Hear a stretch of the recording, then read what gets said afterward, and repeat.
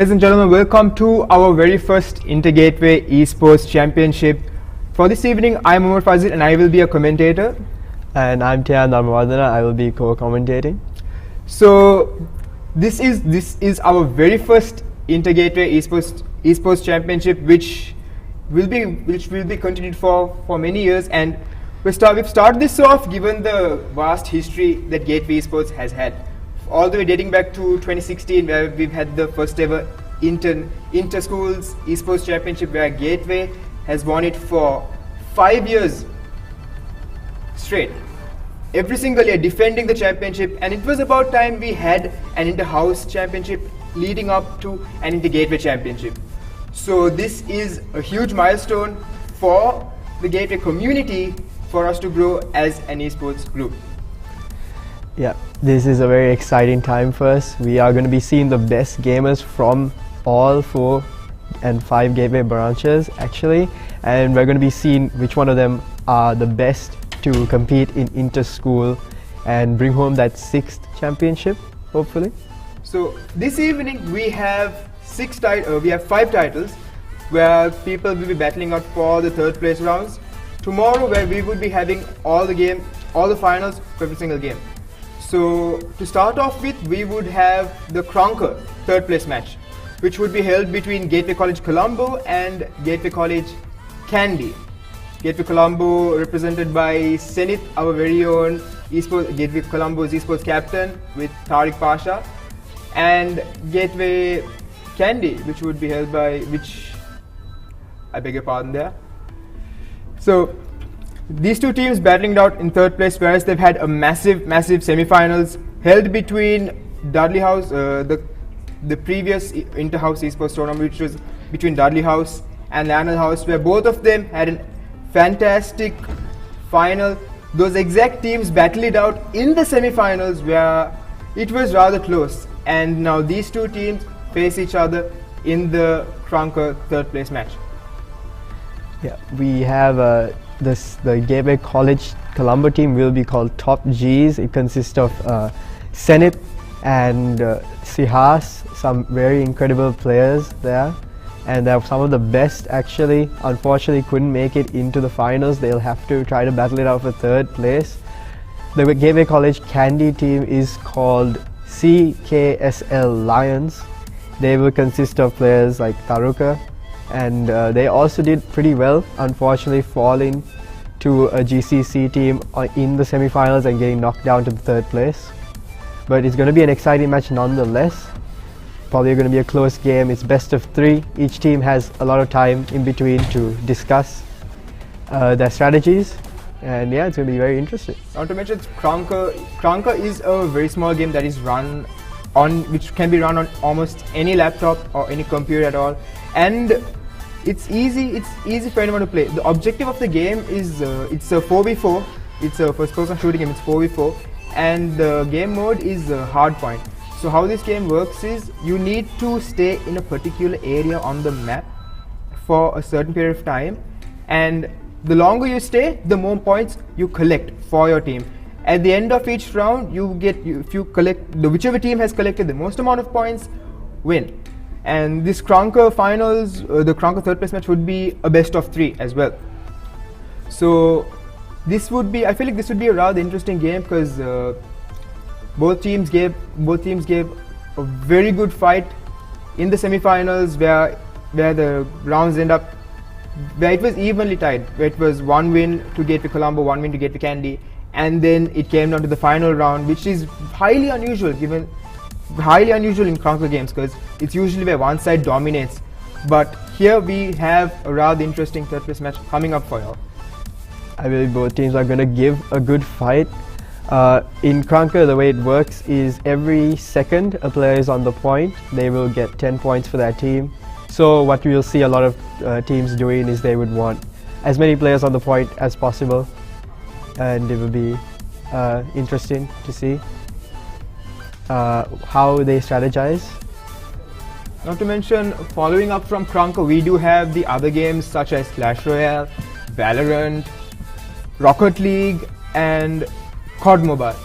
So Valorant Valorant, it's rather we have a slight inconvenience where, due to the ongoing crisis of the country, certain players are not able to take part in the third place match. However, we would be having an exhibition match instead for Valorant and for Rocket League. The Valorant exhibition match will be between we'll call it an all-stars team. Two all-stars teams where Gateway's best Valorant players from Gateway Colombo, Gateway Candy, all merging together to go face to face just to see who would come out as champions. Not to mention for Rocket League as well, where we have Gateway's own Rocket League champion for the inter-school national esports tournament, where he emerged champions last December for Rocket League and FIFA, coming out here again to show what he steals up. So for the Valorant match, it would be rather interesting, because once again we have members of the champion Valorant team which took part last December, and here they are going head to head, face to face for the very first time. Yeah, the Valorant match, the teams are both very balanced. We are going to see a very good exhibition match there. But right now we are going to do Krunker. Valorant will happen later in the day. It's going to be our last event for today. And for right now we are going to be focusing on the Krunker game. As we mentioned, it is Candy versus Colombo.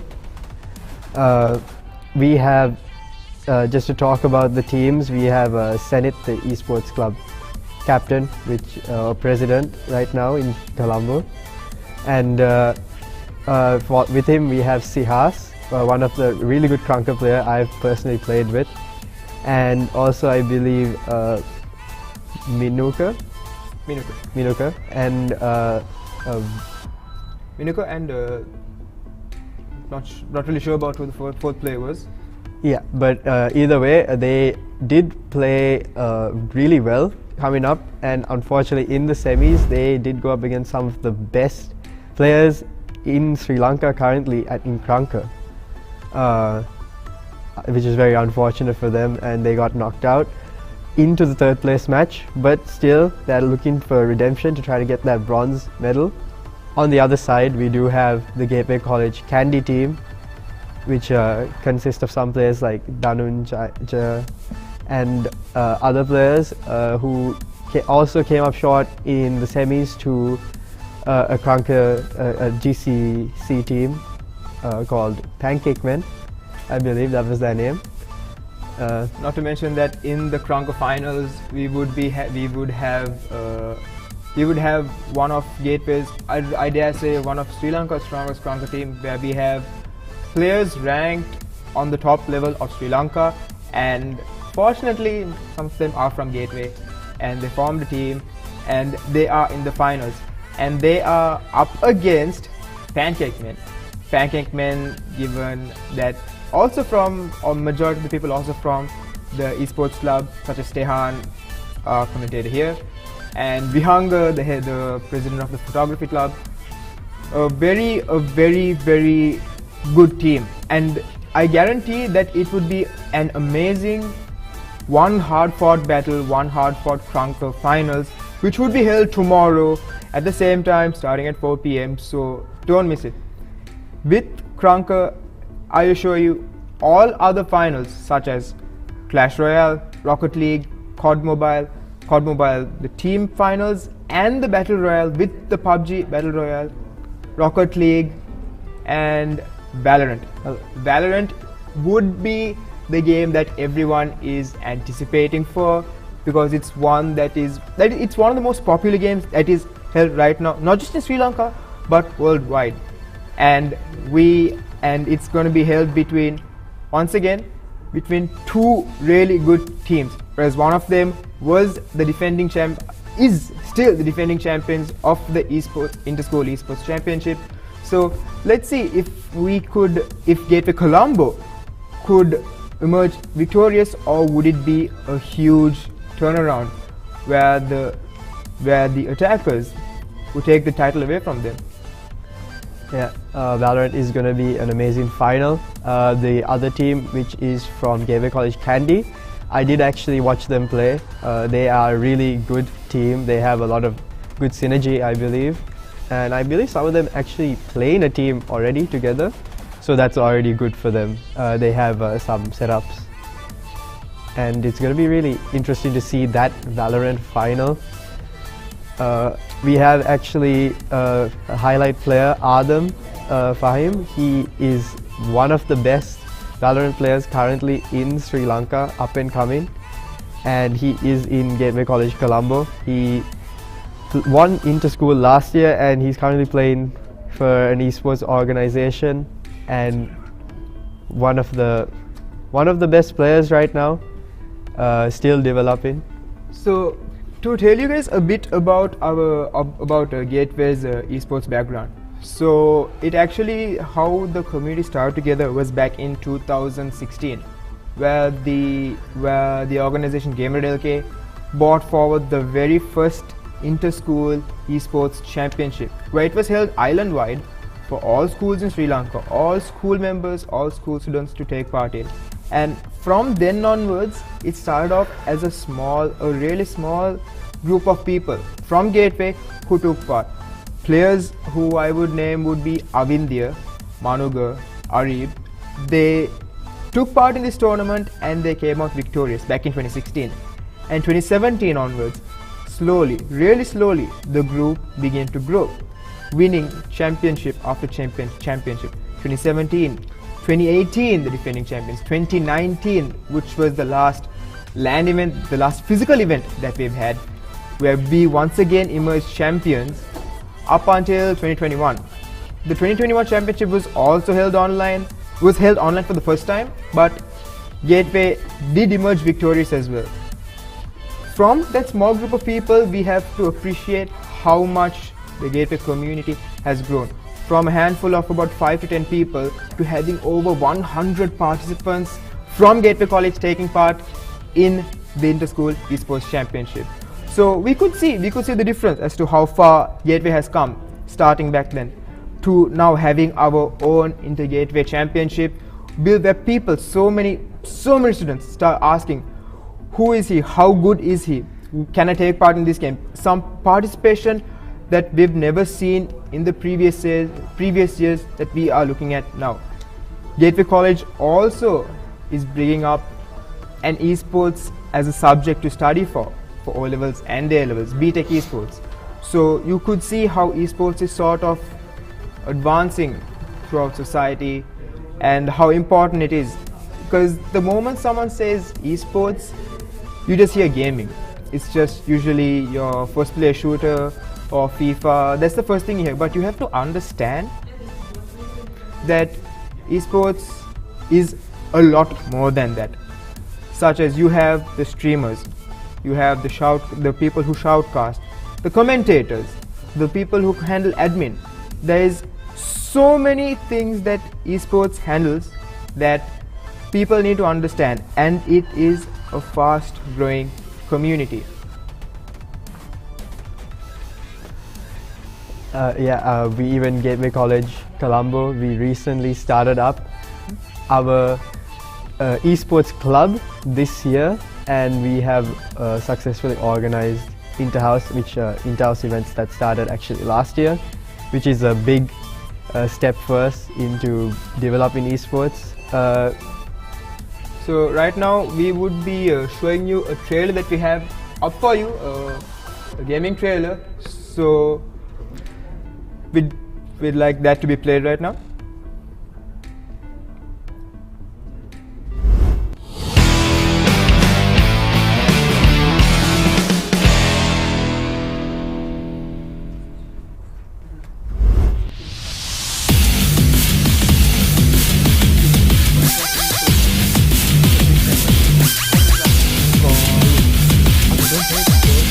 I didn't see it.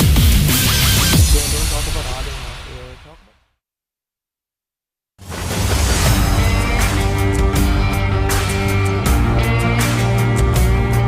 நேரடி ஒளிபரப்பு யாழ்ப்பாணத்திலிருந்து මාතර කොටවිල ගම්පියසට ඇවිල්ලා තියෙනවා. සිරිතදාස ඇඩ්මෝරටුව පියගම මහින්ද රාජපක්ෂ ක්‍රීඩාංගණය. கிழக்கு மாகாணம். So Sukadadasa Indoor Stadium is the Fox Hill Supercross. Kurunegala සිටි ඇතුගල් පුරවරය Papare.com අපි අද ඇවිල්ලා ඉන්නේ නෝරෙලිය ප්‍රදේශයේ. Final showdown Kandy sports club පොරණරුව ජාතික සංකීර්ණයේ සිට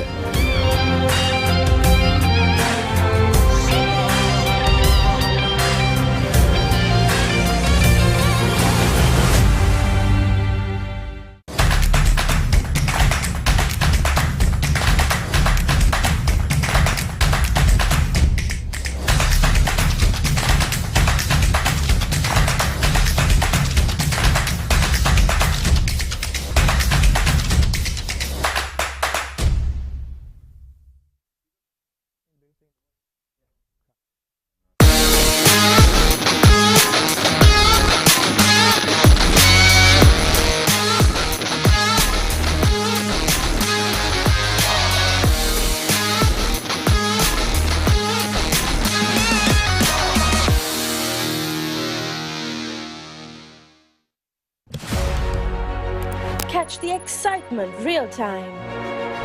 Be up to date with it all. Let us capture your milestones. Get it sizzling hot off the turf. Hear the experts break it down. Dig deep into the nitty-gritties. Be inspired by their greatness. Relive all the scintillating action.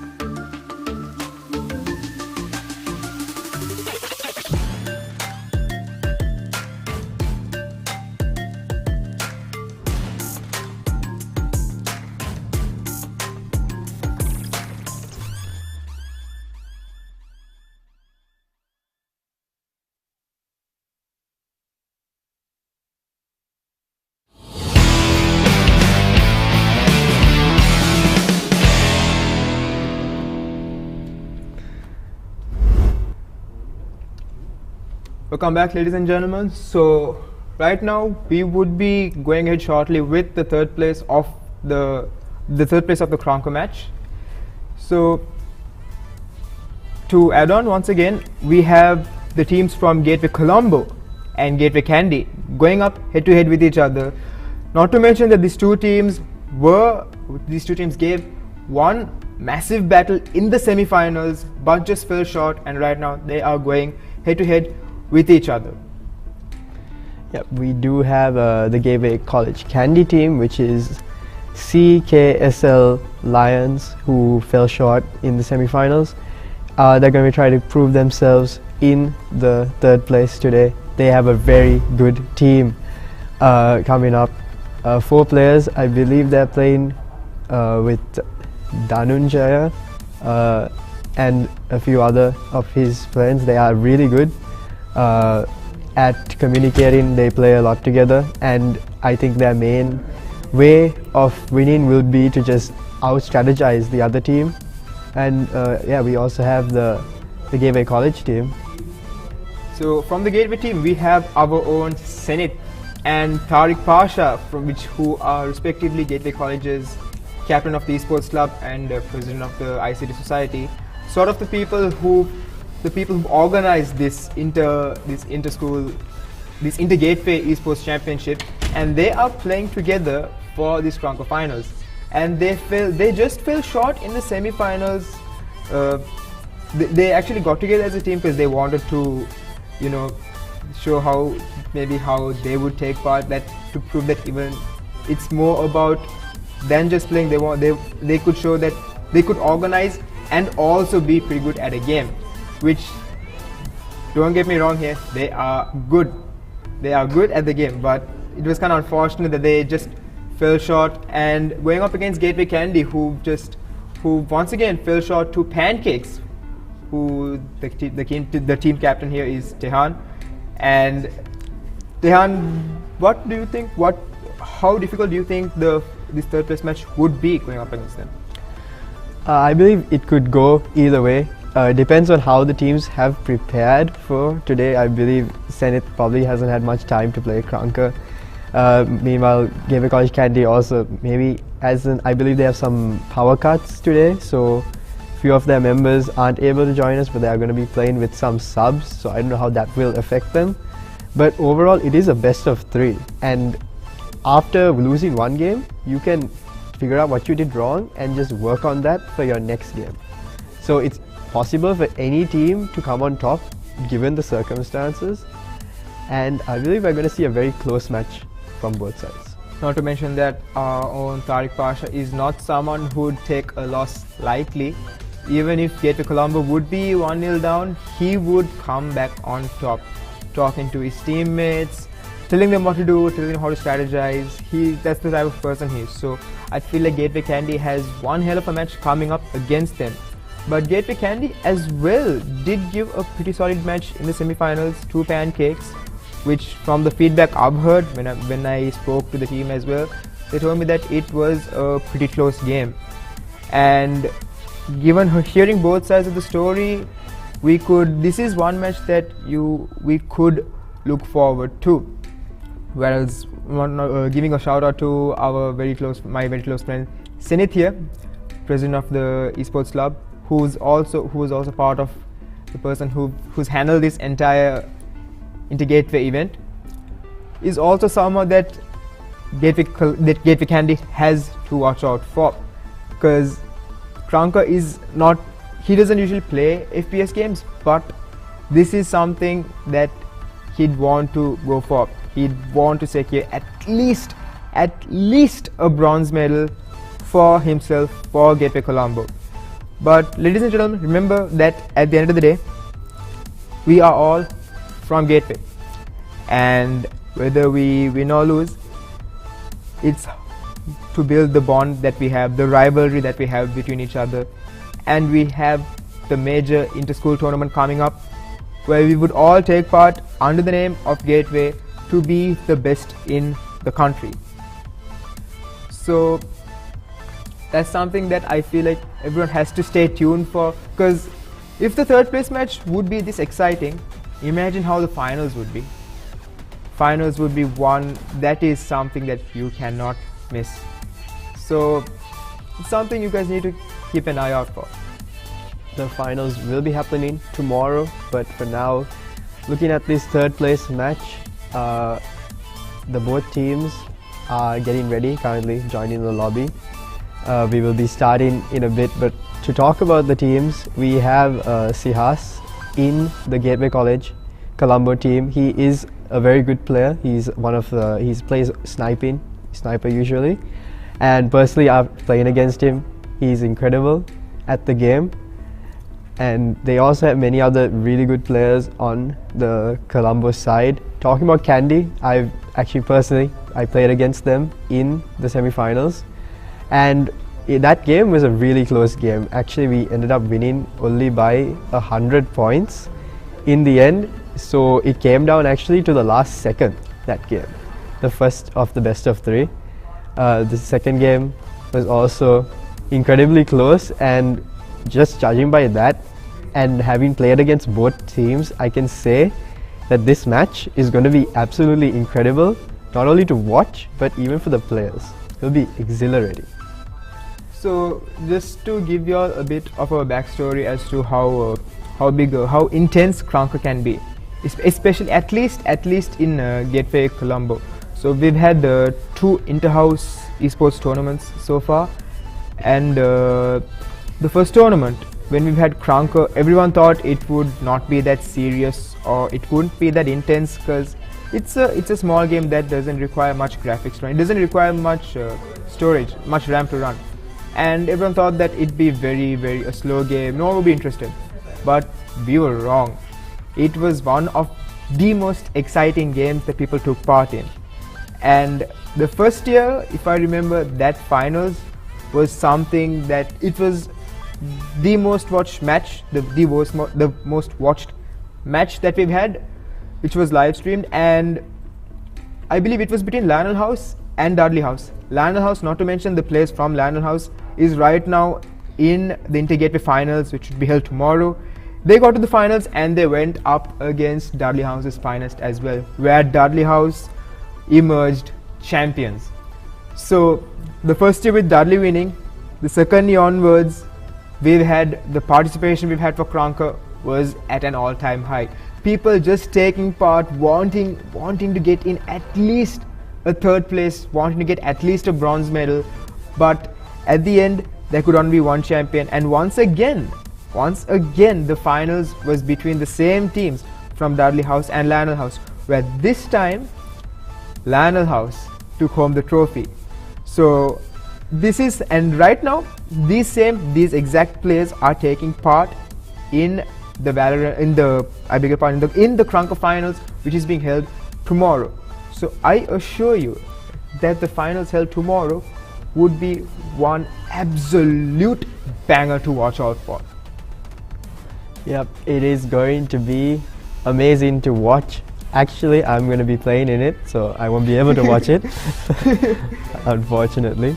But it will be amazing to watch, and I hope everyone does enjoy the Valorant final. I mean, the Kranka finals. The third place match is going to be just as good, both these teams. I believe they probably have been practicing, trying, because whoever wins does get that third place, and it's a school rivalry, Kandy versus Colombo. A long history there in probably many sports, you can say. Football, and now I could say that even with esports, Gateway and Kandy have a big rivalry, because we've actually gotten word that the third place match would, certain players we have a few technical difficulties and the third place match would not be going ahead, but rather in its place we would have an exhibition match. It's a bit unfortunate that we won't be able to have the third place match, because this was something that I'm sure everyone was looking out for. But I assure you that if there is an exhibition match, it could mean that it's an all-star team, where the best of the best in each school will be taking part for this match. What could we expect from this exhibition match? Well, the exhibition match would consist, as you said, of the best. So that could only mean this match is going to be one of the most intense and close fought we have ever seen. These teams that will play in this exhibition match, you may see them in playing for some big Kranka tournaments maybe. They are going to be incredible players that have experience in not only Kranka but many FPS games. They have great mechanical skill, which is aiming, and great game sense, knowing how to move around the map. So both teams will be filled to the brim with these amazing players who will probably be able to synergize well with each other on the spot and make it a good game for us to watch. It will be still a BO3, I believe. Yes, I hope it would be a BO3 as well, and as Tehan said, we hope it would probably a really close match, given that if it is an exhibition match, we could be expecting the finalists of the finalists of the Intergateway finals to be taking part as well. So we would have the best of the best taking part here, going head to head. So previously, as I was saying, the rivalry between Gateway Colombo and Gateway Kandy, it could be. I'd say it is pretty intense. I'm talking esports wise here, because we've had many times where, for example, we've had an alumni tournament called Interstellar 2 years ago, if my memory serves me right. But we had the COD Mobile finals. It was a COD Mobile tournament, and it was between Gateway Colombo and Gateway Kandy. And Gateway Kandy is also a school which has a very, very strong esports community. And with this foundation, they have the capability of growing and becoming one of the biggest schools, one of the biggest esports challenging schools right here in Sri Lanka. And in an event like this, where it's an inter-gateway tournament, could pose such a heavy threat. Yeah, it will be interesting to see. Maybe if we hopefully Intergateway will become an annual event, and maybe next year we can see the rivalry building and these two schools coming up and wanting to beat each other, and even the other schools coming in, Nigambo, even Devala there. Not to mention that Gateway, Nigambo as well do have esports champions, such as last year we have Gateway Nigambo's very own Mevan winning a Seto Kosa for Gateway, coming in first place, grabbing in that gold medal for Gateway, all the way from Gateway Nigambo. So Gateway Nigambo also do have some really good gamers. Gateway Kandy also having Firaz from the recently graduating batch, a footballer, basketball, and now an esports player, coming in with 2 gold medals for Gateway, gold medals from Rocket League and FIFA. And remember, in the recent inter-school championship, there were 10 titles. That you could challenge for, and from those 10 titles, Gateway College has won 5 of them. And the 5 titles that we won were Valorant, COD Mobile, FIFA, Rocket League, and Seto Kosa. Rocket League and FIFA was from a player from Gateway Kandy. Seto Kosa was from Gateway Nigambo, and COD Mobile and Valorant was a mix from players from all of Gateway's branches. We had players from Nigambo, Kandy, Colombo, for Valorant and COD Mobile, which shows that how strong, how big the esports community is from all these branches, where we bring forth the best of the best to compete against these other schools. Whereas Gateway College, where we started off really small, to show how far we've come, how much we've achieved, how far we've grown, is a milestone for us all. With our very first inter-gateway esports competition. I believe, correct me if I'm wrong here, but we also did win Rainbow Six Siege last year for Interschool. Yes, so actually in December we did win Rainbow Six Siege. That was also a mix of a diversity of players from all branches, but it was unfortunate that Rainbow Six Siege was not considered a competitive title, because there weren't enough teams that registered from these schools. So therefore GLK did not consider it as a competitive title, but rather held it as a casual tournament. But nevertheless, I was wrong there. Gateway College did emerge champions, which did bring us down to winning 6 gold medals. 6 gold medals out of the, counting in the casual matches as well, out of the 13 games that they've had. Gateway College won almost half of the tournament, which is very impressive, I have to say. Yeah, and going back through the years, we've come first overall, I believe 5 years in a row now, which is incredible. We hope to make it a 6th year, maybe even try to go up till 10, double digits. I won't think that far, because like it's esports, anything could happen, because one day you would be all in the top. Something that took us so long to build could easily be lost within the course of a few days, maybe a few seconds. So let's take this one year at a time. If since you mentioned winning a championship, one of the most memorable esports championships that I think Gateway would remember would be the 2019 one, where we went up in the finals against Nalanda College. And since this was a physical event, it was held quite differently. So from the various game titles they had, whichever top 2 schools won the most championships would go head to head with each other with 3 different games. And in 2019, the 3 different games which we've had were Dota 2, R6 and FIFA. And whichever school won 2 of these games would come out victorious. And this was one of the most breathtaking finals that I've ever experienced, because Gateway College did lose Dota. Gateway College lost Dota and we won R6. So then the scores were 1-1 and it all went down to the final match. And given that for FIFA, Gateway did not have some of their best players taking part, so we had to put in another player who knows how the game works. Not one of the best, but he still stood up and took the console and he stepped up, and it was a golden goal. So you could imagine for those 10 minutes everyone was frozen watching what would happen, who'd take home that esports championship. And in the end, that player's name is Farhan. He came in clutch, he got the winning goal, bringing us home the championship. One of the most intense finals that I've ever witnessed.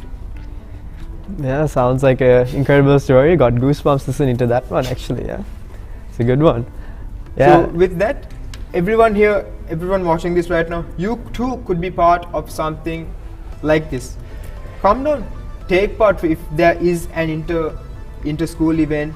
For the upcoming inter-school event, register, because even if you think that you are not able to compete with these very good players, how would you know if you don't actually take part? Because for example, if you are a low ranked player going up against a high ranked, if you get into that mentality that you're already going to lose, then there's no point in playing in the match. Why not show him what you've got? Even the best of the best, even in the Valorant finals, inter-school Valorant finals, our team went up against a team of the ranks were gold and plats, platinum and gold in Valorant ranking. How the ranks work is bronze, silver, gold, plat, diamond and immortal, and that's how it goes. If you're immortal, you're good. And our team had immortals and plats, which was some of the best of the best. And we went up against a team who were just golds and silvers, which were kind of low ranked. We were curious as to how they got far, but then at the end we got to know that they did work together, they had good chemistry and they went the distance. So regardless of if you're a low ranked player or not, if you have faith, if you have good chemistry, if you constantly believe that you guys can do it, if you guys can win, you can make the difference. Yeah, and we just got word that we are currently going to be moving over to the COD Mobile 3rd place instead, which is going to be held, I think 2 Gateway College Colombo teams are going to be going up against each other. So right now, with that, ladies and gentlemen, we would be heading on to the COD Mobile 3rd place. So we would be calling out a timeout. So stay tuned for the COD Mobile 3rd place. Until then, I'm Umar Fazil. And I'm Tian Dharmavardhana. We'll see you soon.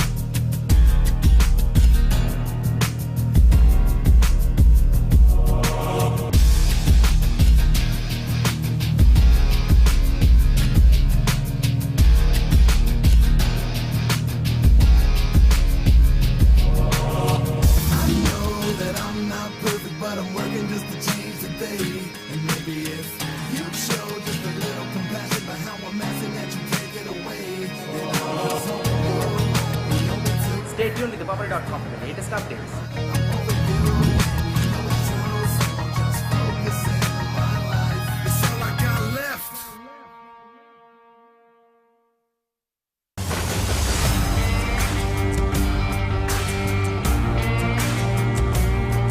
நேரடி ஒளிபரப்பு யாழ்ப்பாணத்தில் මාතර කොටවිල ගම්පියසට ඇවිල්ලා තියෙනවා.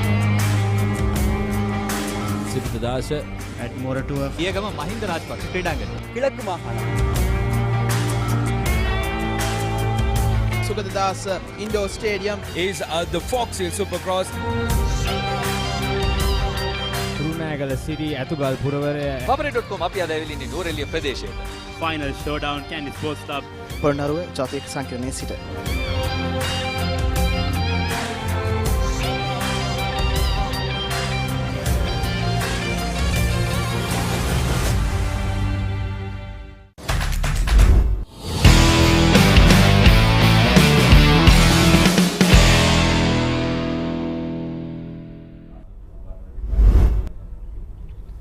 Hi everyone, welcome back to the stream and welcome to the Intergateway Esports competition organized by the Esports Club. I'm Senith Virasuriya, your streamer for the CODEM section. And now we also have... And I'm Tariq Pasha, who will also be the commentator for today. And now we have the third place match of Call of Duty Mobile, that is Alpha Wolf versus Banjos. Both teams are quite competitive in this tournament and we've seen both come to the semi-finals, but they did mess up that. And now we have the third place match with both of them going head against. They're going head along and let's hope for a good match because I'm quite excited to see this.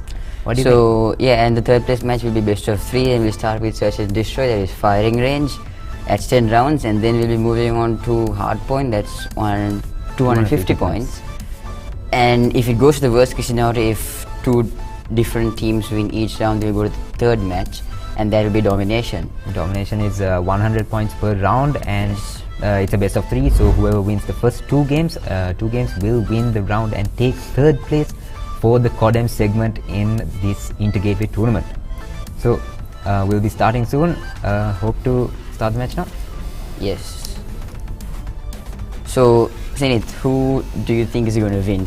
Honestly, from my side, I think Banjos really has a solid lineup with some players that have played the competitive game mode as well. Because from Alpha Warriors, there are some of my friends in my grade, and I think they do have a lot of potential, but they do not have the competitive experience, right?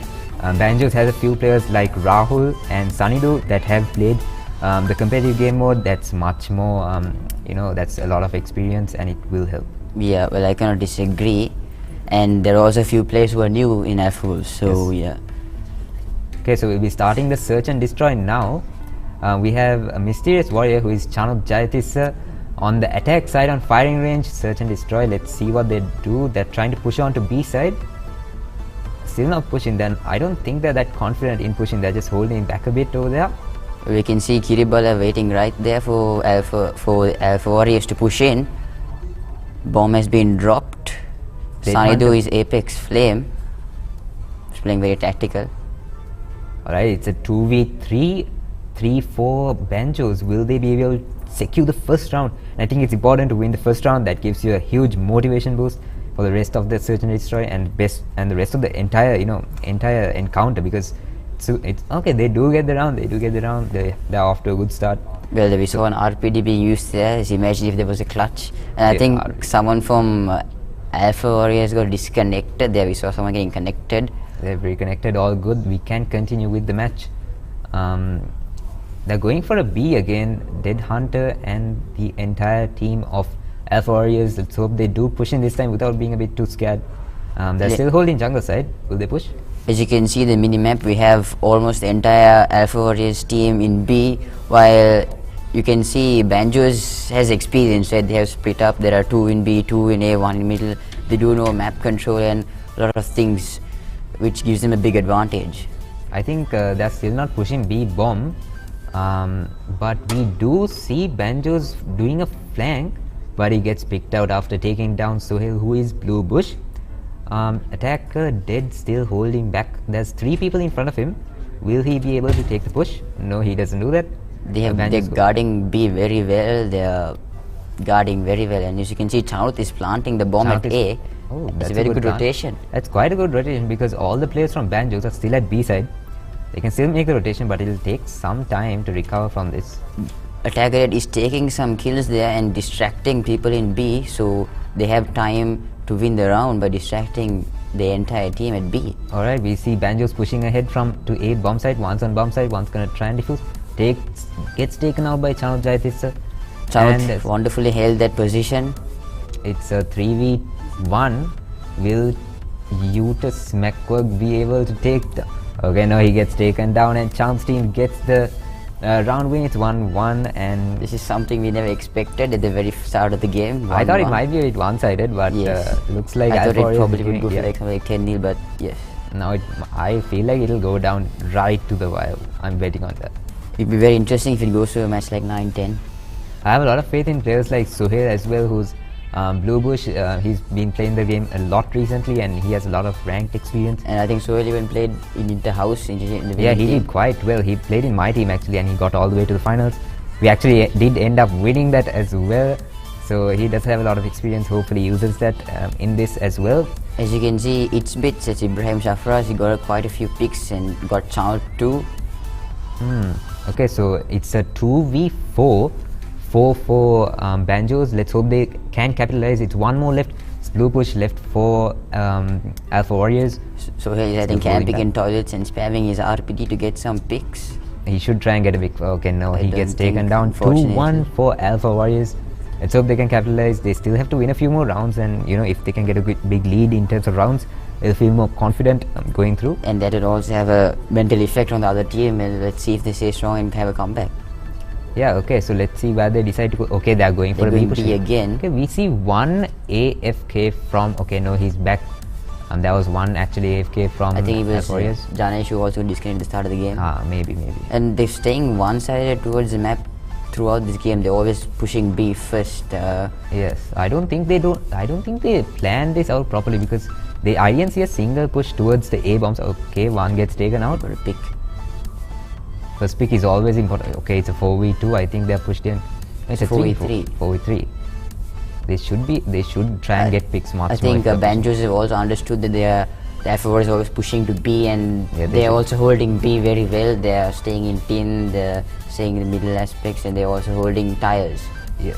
thing is, I don't really see a sniper. I think if either team had a proper sniper, just watching angles, they can actually cover down the B along the jungle side. That would actually help much more. Okay, we see Sohail gets taken out. It's a 1v1. It's Janesh actually playing on Alpha Warriors. Can he take him out? Oh, it's a close one over here. Okay, Janesh gets taken out. But Janesh had a pretty good chance. He had a chance, but he actually given that he has a very little experience, that's also very good. It's 3-1 for Banjos. Will they be able to take a few more rounds and get into that leaderboard? Alright, so let's see what they do. We see Banjos splitting up once again. I think that's really important. They have 3 on B side. And once again, we see Alpha Warriors doing a mistake where everyone is rushing to one side. Someone can flank them from back and no one's watching bottom wood. Yeah. Okay. No, Geetus, which is I think they're just being sandwiched into one place. Okay, one gets taken out, another gets taken out. See, okay, 3 they're gets coming taken from behind. This is exactly what I said. Banjos understood that Alpha Warriors is staying at this part of B, and they're always pushing from back, and they're pushing from either side and trapping Alpha Warriors. That's a very good move. So 1v2 for Dead Hunter. I think that's Abhishek Ravikumar. He's also someone that I know. As you can see, they also have a very good skin. That's a Peacemaker MK2. It's one of the meta guns actually. It's important to use meta guns because they give you an advantage. Obviously, meta is basically like the best guns in that season, and he gets taken out over there. So this game has been going from 1-1 to 4-1, and 4-1. I think you can see Banjos having a very big advantage tactically, and they seem to be a lot prepared compared to Alpha Warriors. I think the competitive experience is also helping them a lot because now they know what to do. They don't have to just stack one side over. And they're sort of like people who play daily, so they have their touch. They haven't lost their touch. And certain people in Alpha Warriors have certain games which they prefer. For example, Chanath prefers domination with an SND and Harper, which is a disadvantage for them. But they should try and pull it off because I think Alpha Warriors might be stronger in respawns because they do play ranked more like Sohail and Chanath. So I think they would stand a better chance in respawns. Hopefully Let's see how the game changes in hardpoint, and if it goes to the final game, it's domination. They get taken out again. It's 5-1. If they do lose by a huge margin, they might be demotivated, for like the next few matches. So maybe they should try and get a few rounds at least, just to feel that confidence boost inside the team, in and the VC also. If Alpha Warriors do lose very badly, I would expect them to get trolled on Monday when they reach school. Yes, when they losing to Mallas. We see both teams are from GCC. The other, it was this semi-finals were actually dominated by 4 teams from Gateway College Colombo.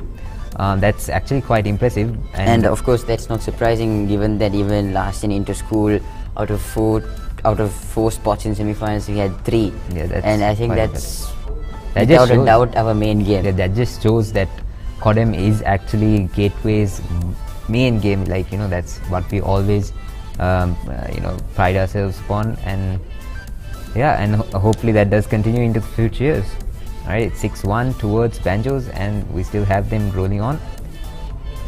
Don't seem the to sides be are still the same. Yeah, and I think it will finish after 9 rounds. Now I think Alpha Warriors have split up a bit. They have finally split up a bit. They try to push up. Okay, they get it. A bit of tactics. You can see 2 people. Okay, this is very smart. 2 people have gone through the center and come to B. Some people have gone from the side. There's jungle. They're trying to get some picks and distract Banjos. That's pretty good move. That's what they should have done from the very beginning. Yeah, I think they are gaining some experience as they play, and that really helps because if you just play the same way every single time, you're very predictable. That's really good that they're actually adapting and making some huge changes. Okay, it's a 1v3. Will Dead Hunter be able? Okay, it's a 1v2. Okay, he gets taken out. Okay, it's 7-1. That was a very close game. I thought it might be closer than this, but I think we should motivate a bit of Chanath's team, they should at least get a few more rounds. We don't want him to just get picked by one round, It's going to be embarrassing for sure. It's going to be embarrassing for them. Oh no, the amount of trolling that's going to happen after this. The sides are still the same. I think there's one more round for and now they're not too offensive, they're balanced now, they're not pushing. They're holding. They're defending right now. I think they don't want to lose many rounds at this moment. They've got the first kill. They get 2 kills actually. Attacker Dead gets both. Attacker is also very good. You can use. He's using a switchblade that's X9, and that's also meta for this season. Yeah, I think without it's a been doubt. meta for the past few seasons actually. And Ever since the gun was released, I think that was a meta. A lot of people are using it. 3v5 can Alforius. This is a they need to get this change round. of scenes. If they don't get this round, it'll be way too late. You need to make a comeback somehow. But without this round, I don't think it's possible. We can see Banjo is using a lot of peacemakers, and we see a lot of meta guns in this game, meta skins to be precise. Yeah, I think that's because of Sohail also. He's addicted. I'm telling you, he plays the game a lot, and he knows all the meta guns. He knows, but he plays a lot of ranked. It's a 4v2. And we see 3v2, 2v1. Will Alforius take the win in this round? Can they get it?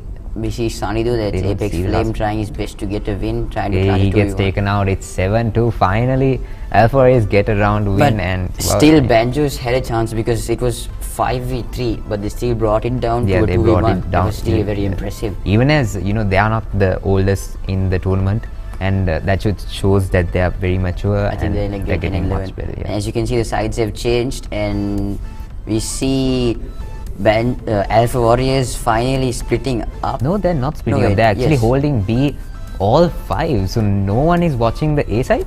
That's and you can see that Banjos is the one who split up. They have A, B, they have mid areas. That's surprising actually. I expected Banjos to push one side because when you're attacking, you're that's also supposed risky because imagine someone comes with the RPD and starts wall banging. Fair enough, but I mean, maybe not. Blue bush. Okay, it gets a kill over there. It's a 3v2. Ibal Suti here, which is Yeetus. Blue bush gets another one. It's a 3v1. They can actually win this round if they can close it out. The last player is going back towards spawn. I think he got a bit scared over there.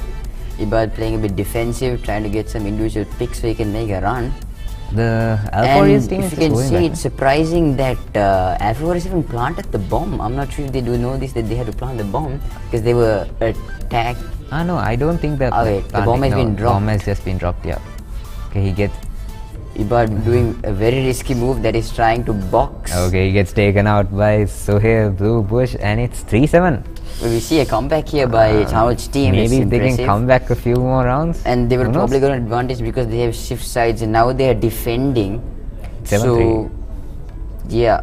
They can get to 5. I'm telling you, 5 is like... Normally the defense does have an advantage because they don't have to be passive. They don't have to push or anything. They can do whatever they want basically. But attacking, you need to be very organized. You need to push into one side. And you can see that attacker team is quite organized.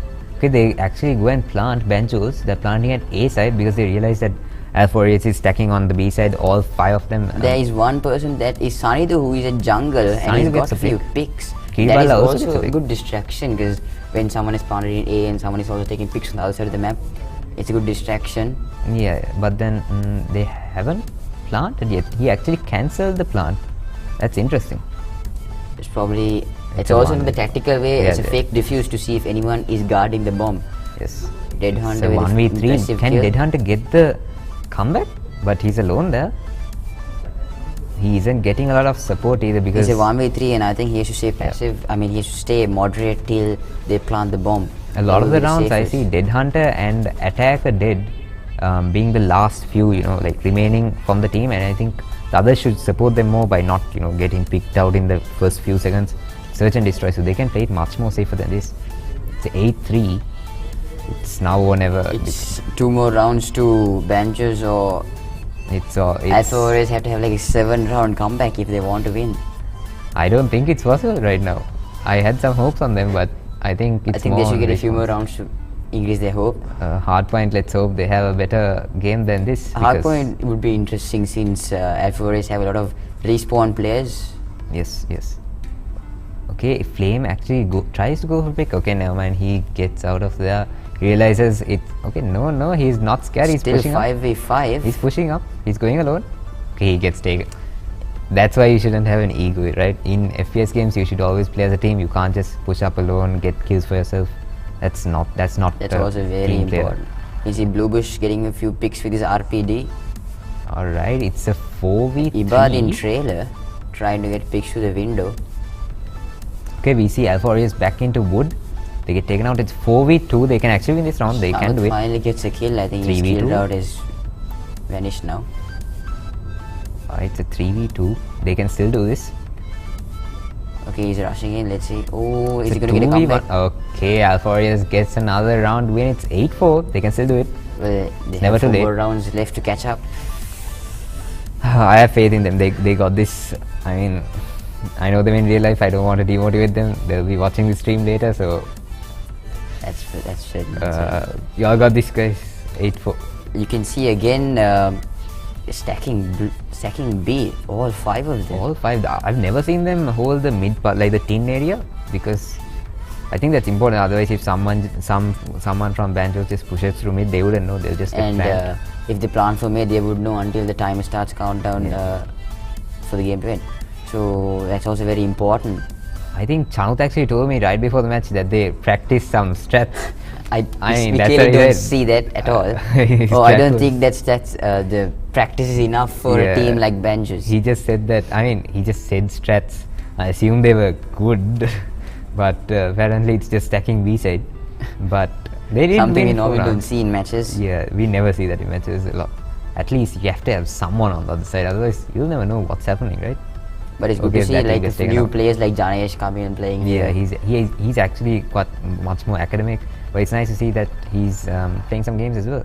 It's 9-4, 1 more for Banjo, then they'll be able to take the Right now, win. Banjos have like a 99% Yeah, I think possibility it's- of winning. Yeah, I mean 4 rounds for Alfarias. I think they're a bit not as down in the But it would be dumps, better but if they got a few more rounds. yeah, they'd feel It much would be a better bit about more themselves. impressive. Yeah.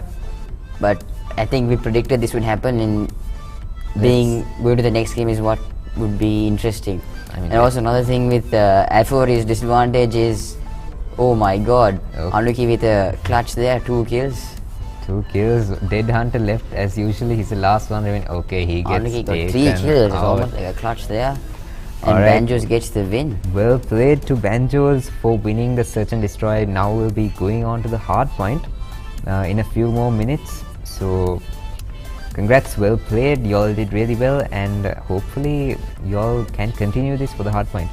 What do you think? And let's see if Chanut's team get a comeback for the hard point, and also to talk about the tossers and how they play for all these games. For example, Search and Destroy, who defends first, and even hard point, the sides you pick. For example, standoff, it's better to attack first because you get You get the you building can get to advantage. the yeah, you get it first faster, point and you much get faster. You get also top view, and you can easily get picks.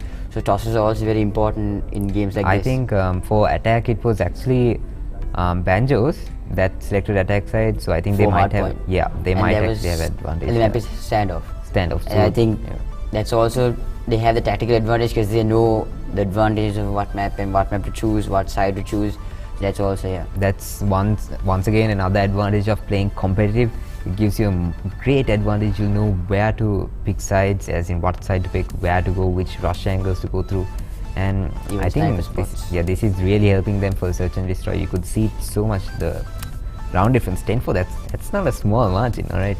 6 rounds is big, and like we said before, there was no sniper balls, and that's very surprising. None of the teams had a snipe. That's even, I don't know, Search and Destroy, it's important to have a snipe. You can get a pick fast and you can push in. Alright, so now we'll be moving on to the hard point. Our point is 250 points, and that's about 300 to 500 seconds game time. And we're playing standoff, right? Yeah, alright, we'll be back soon.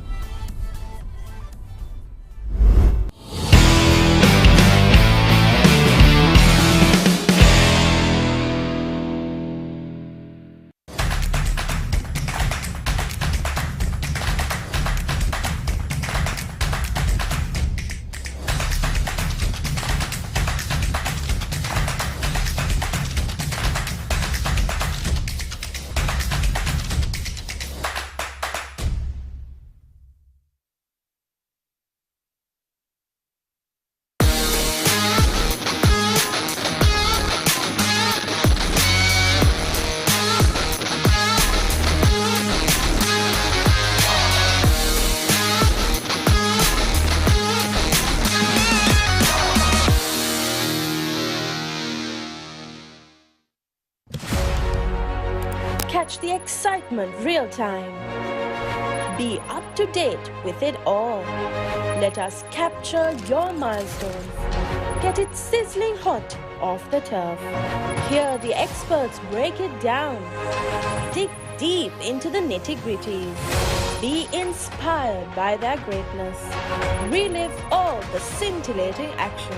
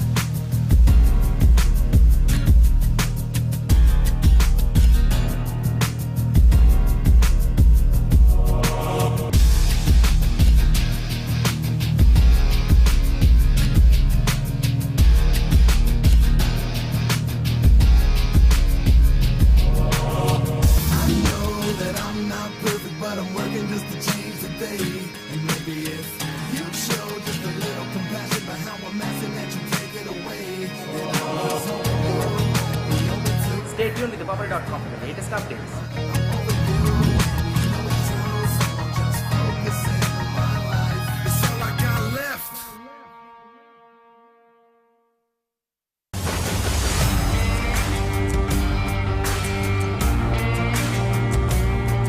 நேரடி ஒளிபரப்பு யாழ்ப்பாணத்திலிருந்து මාතර කොටවිල ගම්පියසට ඇවිල්ලා තියෙනවා.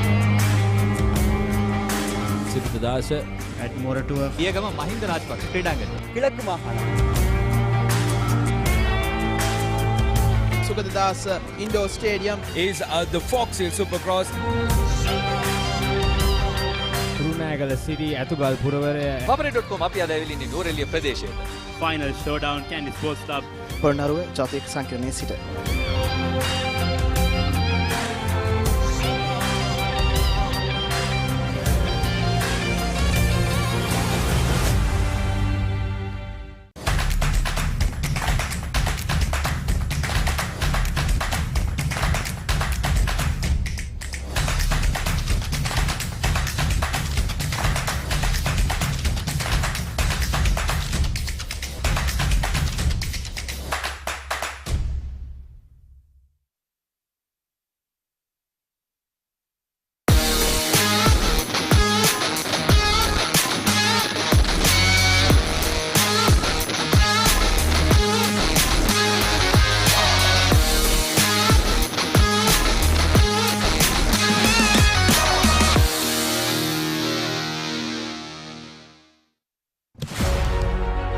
Catch the excitement real time.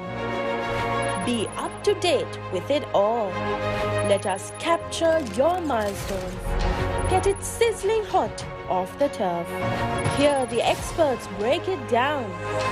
Dig deep into the nitty-gritties. Be inspired by their greatness. Relive all the scintillating action.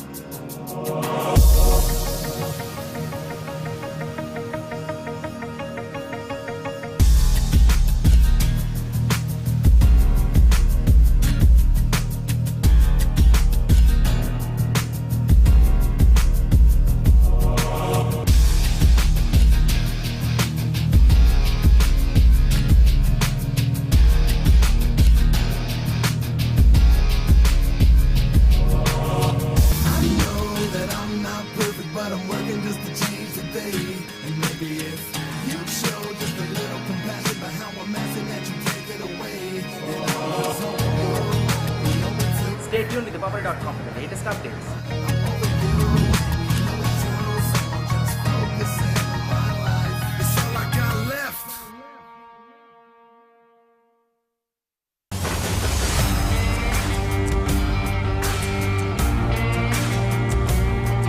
நேரடி ஒளிபரப்பு யாழ்ப்பாணத்திலிருந்து මාතර කොටවිල ගම්පියසට ඇවිල්ලා තියෙනවා. සිකුදදාස at මොරටුව පියගම මහින්ද රාජපක්ෂ ක්‍රීඩාංගණය. කිලක්කු මාහාන Sugadadasa Indoor Stadium is the Fox Hill Supercross. රුණෑගල සිටි ඇතුගල් පුරවරය Papare.com අපි අද ඇවිල්ලා ඉන්නේ නුවරඑළිය ප්‍රදේශයට. Final showdown Kandy sports club Polonnaruwa ජාතික සංකීර්ණයේ සිට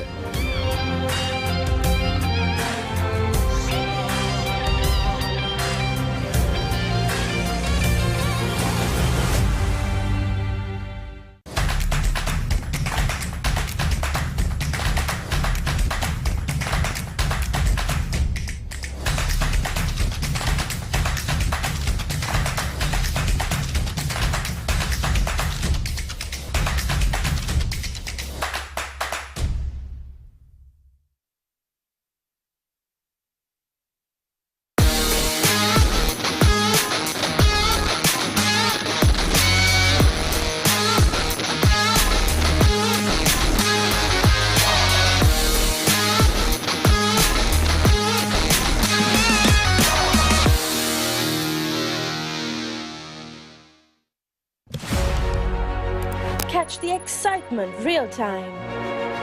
Be up to date with it all. Let us capture your milestones. Get it sizzling hot off the turf. Hear the experts break it down. Dig deep into the nitty-gritties. Be inspired by their greatness. Relive all the scintillating action.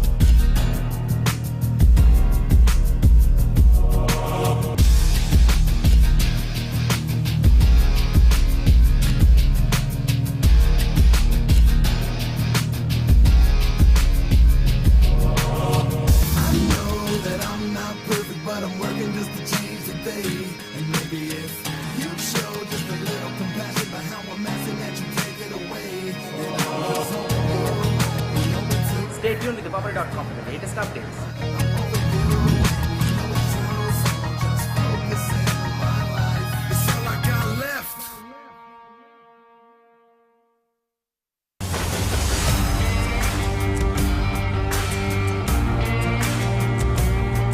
நேரடி ஒளிபரப்பு யாழ்ப்பாணத்திலிருந்து මාතර කොටවිල ගම්පියසට ඇවිල්ලා තියෙනවා. සිරිතදාස at Moratuwa Piyagama Mahinda Rajapaksa ක්‍රීඩාංගණය. කිලක්කු මාහාන Sugathadasa indoor stadium is the Fox Hill Supercross. Kurunegala city ඇතුගල් පුරවරය Papare.com අපි අද ඇවිල්ලා ඉන්නේ නූරෙලිය ප්‍රදේශයට. Final showdown Candy Sports Club. Polonnaruwa ජාතික සංකීර්ණයේ සිට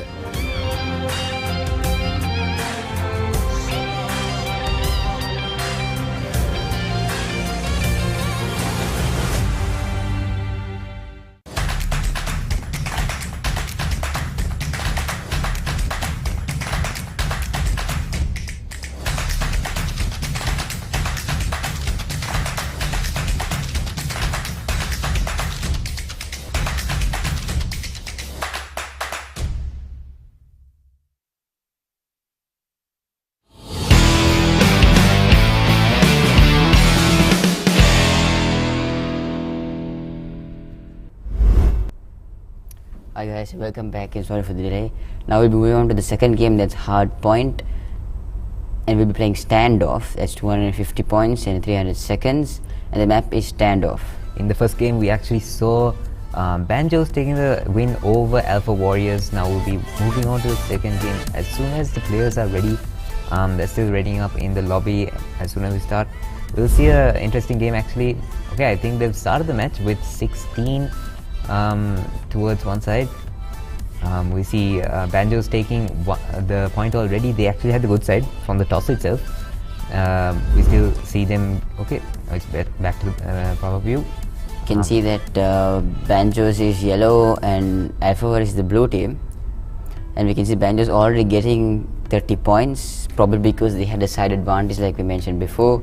Just like the Search and Destroy, actually, we knew that Banjos actually had a lot of experience playing competitive, and it's still paying off over here. We can see them. Okay, never mind. Just as soon as I said that, we see Alpha Warriors taking back the point. They get 9 seconds on point. So every second you stay on the point, you get 1 point, and like that, you need 250 points. And also to note that Hard Point is a respawn game, so rotation is also very important, because as teams move across maps, the opponent's team will respawn in the other end of the map. So controlling that and controlling where your team spawns, like you can control in a way that you will spawn right next to the point, so you can easily get to the point and get points faster by entering the hard points. That's also very important. So and it's also good if you contest point. Now just for a few seconds they will both contest the point, and both are there, none of the teams get points, so that's one way of extending the game actually. And if it's the last few seconds, you can just jump on it and make sure the other team doesn't really get a few points. Okay, so some players are already getting score streaks as expected. We see Kiriballa with a Predator and a UAV also. He's already having 100 drone ready. Yes, and we see Alpha Warriors pushing back from the back alley side, but they get taken out over there quite quickly. Kiriballa has put up a Swarm, one of the most hated score streaks in the game. But there's no mercy in these games. It's just use what you want. Of course, you can't use banned stuff, but you just want to get the win, and you don't really care about playing toxic or not. You just want to win somehow, and that's the most important thing in the end of the day. Yeah, no one really talks if you use. You don't really talk if you use a Swarm. You just want to win the match. We saw a rocket launcher being used, but didn't go well there by the yellow team. Okay, we see that Banjo has already taken an 80-point lead, and that's quite scary for Alpha Warriors. We can also see they've already rotated to the next point even before Alpha Warriors know they're already in the next point. It's actually 30 seconds already into the point. We see Alpha Warriors getting the point for once, and now they might be able to hold it. Okay, never mind. Charlie Legend trying to knife, they but get didn't taken go out, and it's 95.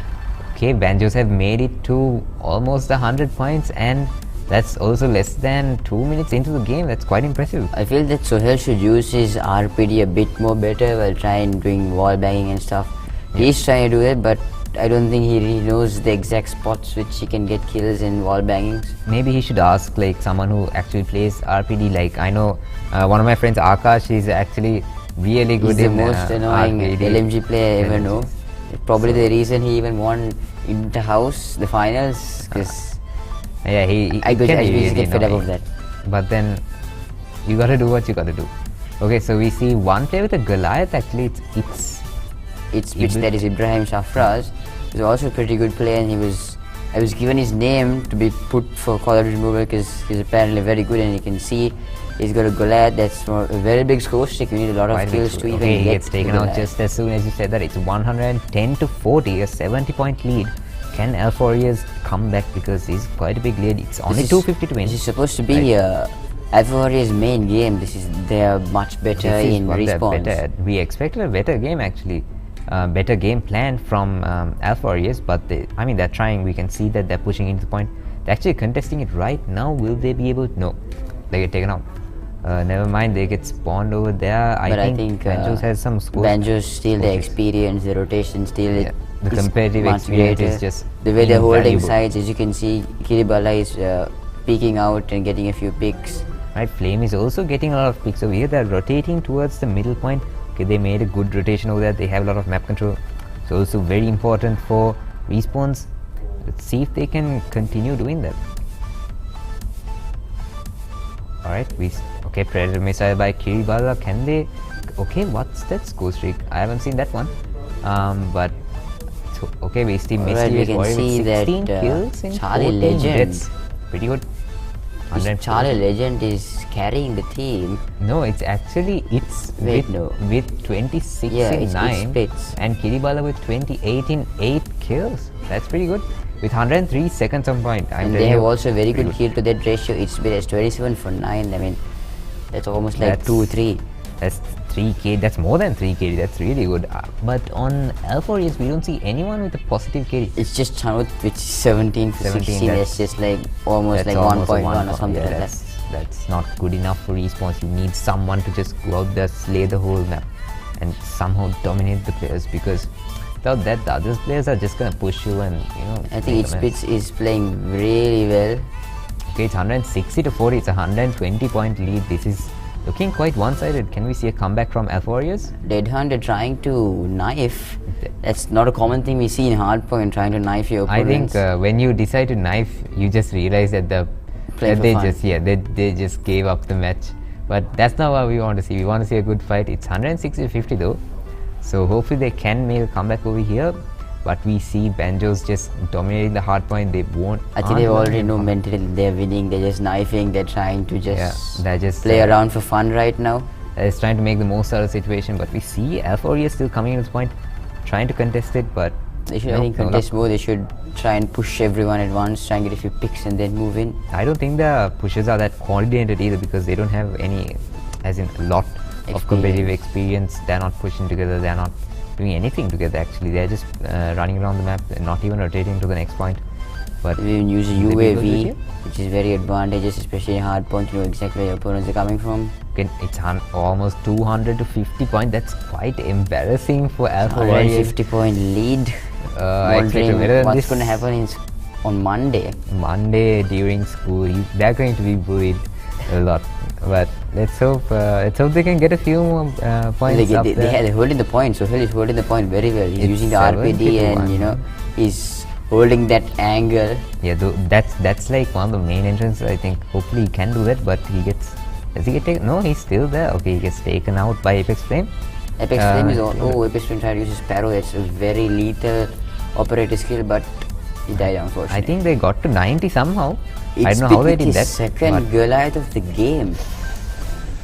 He's trying to wall bang. He's streaking up. He's playing for the streaks. He knows he's the best player in the lobby, so he just wants to get up there and then dominate. A wonderful gravity spike, but unable to get the entire point. That's I think Abhay Rao. Apex Flame. I think we are seeing an S36. Yeah, that's quite rare actually. I haven't seen that in it's probably like a glitch in the game. Probably like season 3 but stuff. It shows S36. Okay, we see a comeback from Alpha Race actually. They've made it to 100 points. That's 50 impressive. points in a row, I think. You can see Kiribati 37 or 15. 37. Will he be able to get to that 50? 10. Can he get to that 50? That's almost 4. It's exactly 4 KD. That's really impressive. Can he get to that 50 though? That's what's I think the only one in his team with a positive KD is probably trying his best to carry his team right now. They're getting picked off a lot though. I don't think it's working for them. I see only Dead Hunter with 100 seconds on the point, whereas three people from Banjos have more than 100 seconds on the point. That's quite impressive, I'm telling you. 230 now. I think 20 more points. Not many people from Alpha Warriors are not playing objective, which is what they really need right now. Yeah, I think this is going towards Banjos, and if they win this match, they will win the best of 3 because they'll have won the Search and Destroy already. If they win, they will win 2 matches and they will take 3rd place in the Codem segment for Inter Gateway 2022.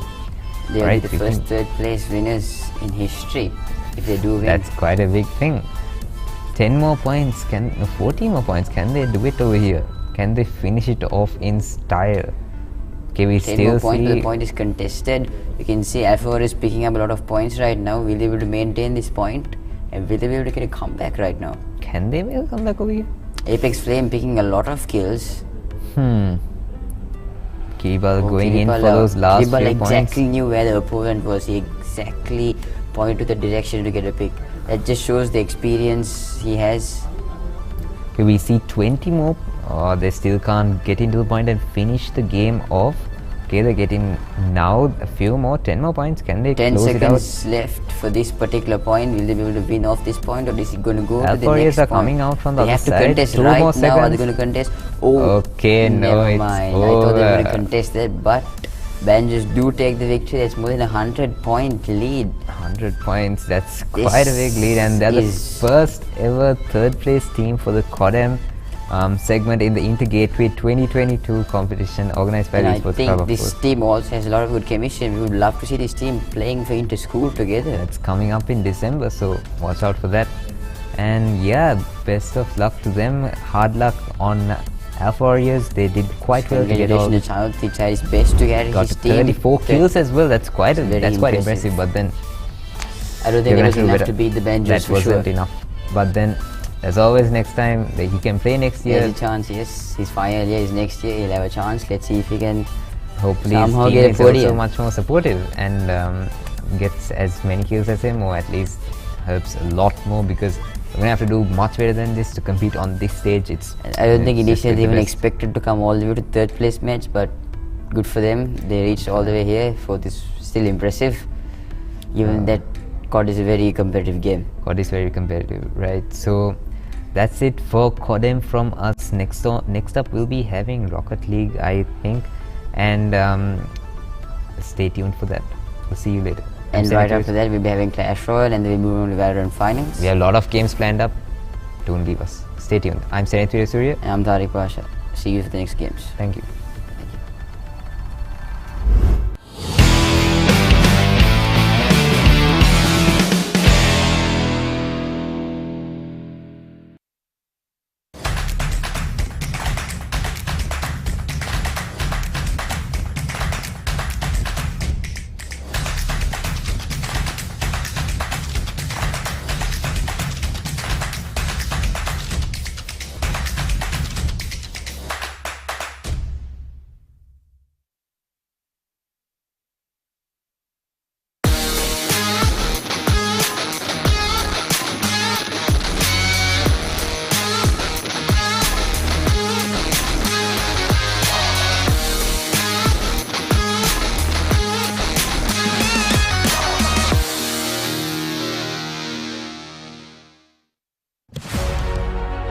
Catch the excitement real time.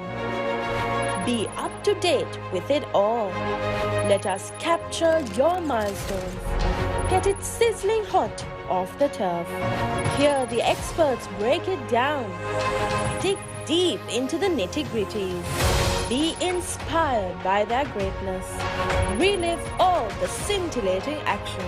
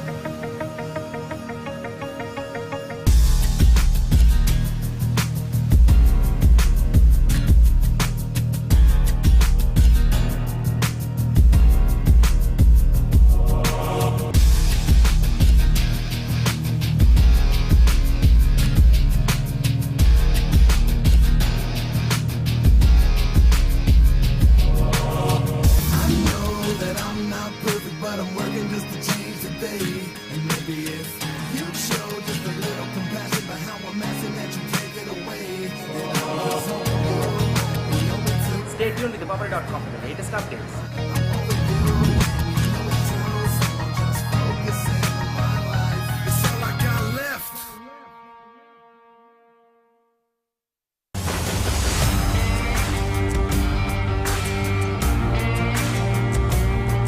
நேரடி ஒளிபரப்பு யாழ்ப்பாணத்திலிருந்து. මාතර කොටවිල ගම්පියසට ඇවිල්ලා තියෙනවා.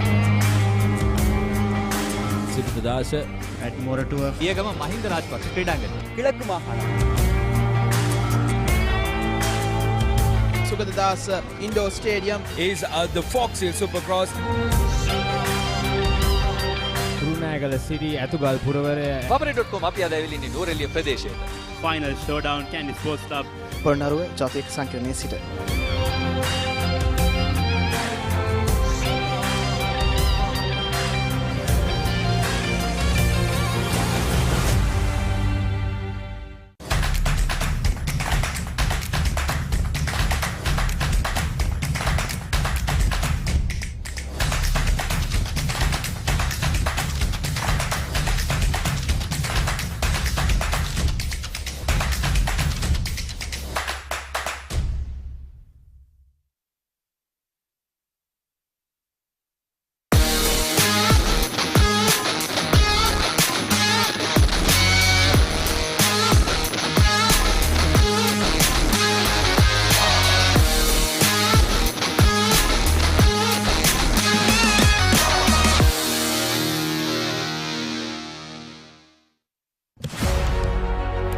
Catch the excitement real time.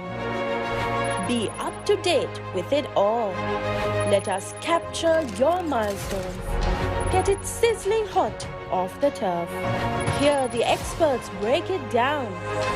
Dig deep into the nitty-gritties. Be inspired by their greatness. Relive all the scintillating action.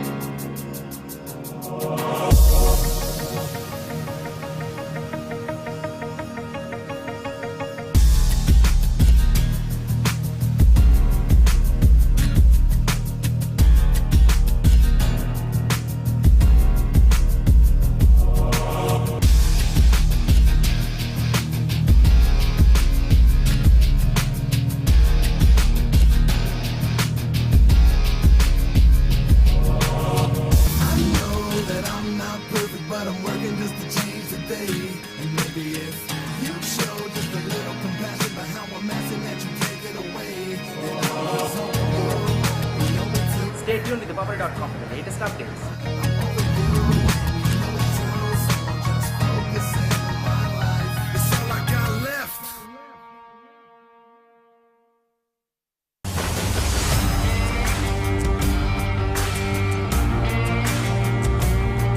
நேரடி ஒளிபரப்பு யாழ்ப்பாணத்திலிருந்து මාතර කොටවිල ගම්පියසට ඇවිල්ලා තියෙනවා. සිපිතදාස at මොරටුව පියගම මහින්ද රාජපක්ෂ ක්‍රීඩාංගණය. கிழக்கு மாகாணம் Sugathadasa indoor stadium is the Fox Hill Supercross. Kurunegala city ඇතුගල් පුරවරය Papare.com අපි අද ඇවිල්ලා ඉන්නේ නූරෙලිය ප්‍රදේශයට. final showdown Candy Sports Club Polonnaruwa ජාතික සංකීර්ණයේ සිට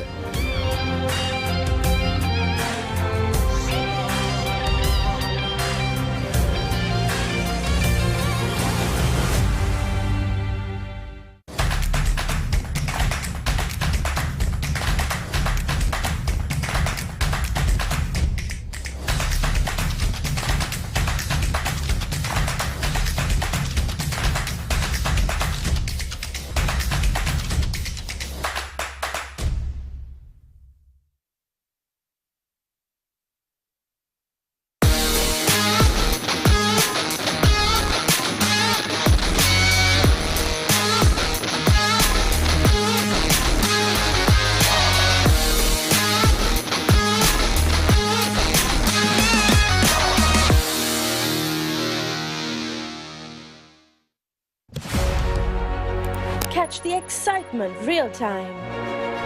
Be up to date with it all. Let us capture your milestones. Get it sizzling hot off the turf. Hear the experts break it down. Dig deep into the nitty-gritties. Be inspired by their greatness. Relive all the scintillating action.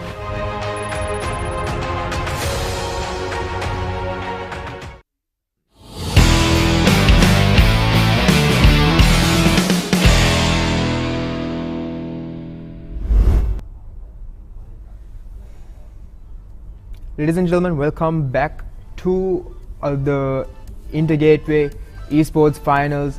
I'm Umar Fazir. And I'm Tariq Pasha.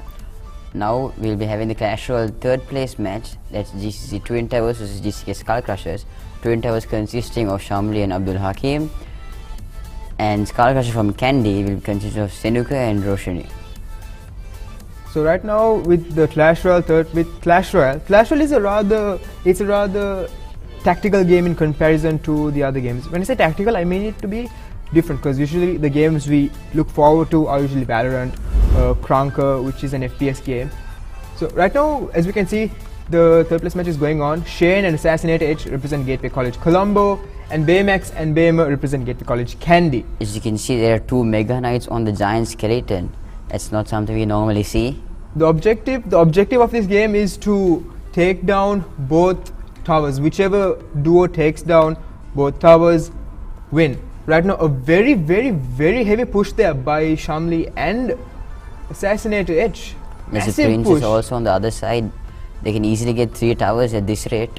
Gateway Kandy struggling to defend. That is a massive push. Their Baby Dragon takes down the Mega Knight, and Gateway Kandy hold. Skeleton army for a princess. Easily defended by an Ice Wizard played by Shamli. Gateway Colombo seems to be holding on to a very powerful start. Very strong start. Not even a minute and they take down a tower. And right now Gateway Kandy come in clutch, holding on, trying to get their towers down. But no. Shane holding in well, playing really well, taking down both those mini P.E.K.K.A.s. As you can see, Kandy does have 2 P.E.K.K.A.s, that's mini P.E.K.K.A. and the normal P.E.K.K.A. and they also have giant skeleton, that's a very heavy deck they have. Really well defended by Colombo, taking down the Goblin Barrel, defending those Barbarians really well. Gateway Colombo doing really well to defend, taking down all of Gateway Kandy's cards. And as you can see, Colombo is tactically much, but as you can see the way they place the cards, they are kiting it, that's putting them towards the middle and distracting Kandy's cards from hitting the tower. I think the placement of the Inferno Tower is really poor. Could have been placed even better because it's right in front of the tower, and that any cards that could do splash damage deals damage to the tower and the Inferno Tower, which puts them at a massive disadvantage. And we have Mini P.E.K.K.A down the side, and normally the best way to defend a Mini P.E.K.K.A is a skeleton army. Not necessarily the skeleton army, it's about how you place any card, and that's called kiting. Kiting is when a card comes towards you and you put it in the center of the map to draw them away from it. And even the game itself says card placement, even a normal card like an ordinary card can. As we can see here, defend Gateway a Colombo legendary doing a card. massive push, taking down Gateway Candy's tower down to 900 health. Massive push there, Gateway Candy on strings right now, holding on to the defense, holding on. 15 seconds left in this match, holding on really well. Remember the third place is a best of 3. The Hog Gateway Rider Colombo easily with a gonna- big push. I think the Hog can easily get the third tower. They have to. Oh, 4 seconds no, left and Gateway Colombo take the first round. Well played by Gateway Colombo. Didn't let a single tower of theirs go down, but a very dominating performance by them, taking down their towers as well. So what do you think Gateway Candy did wrong? That was a very easy win. They didn't even touch Columbus towers, and their Inferno towers placed wrong. They're not kiting their cards, they're not pushing. And I think their cards are very heavy, like Skeleton Giant, they only played it once, and after that it never played out. Even the P.E.K.K.A was played once. And that just shows the cards were too heavy to defend Mega Knights and stuff like that. And that also 2 Mega Knights.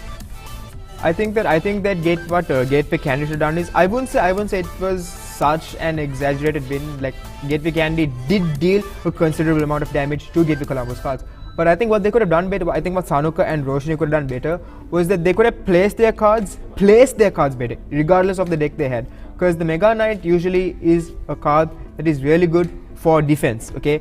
And I felt like they used up their elixir way too much. So when they have 10 elixir, the Mega Knight costs more than half of it, 7 elixir.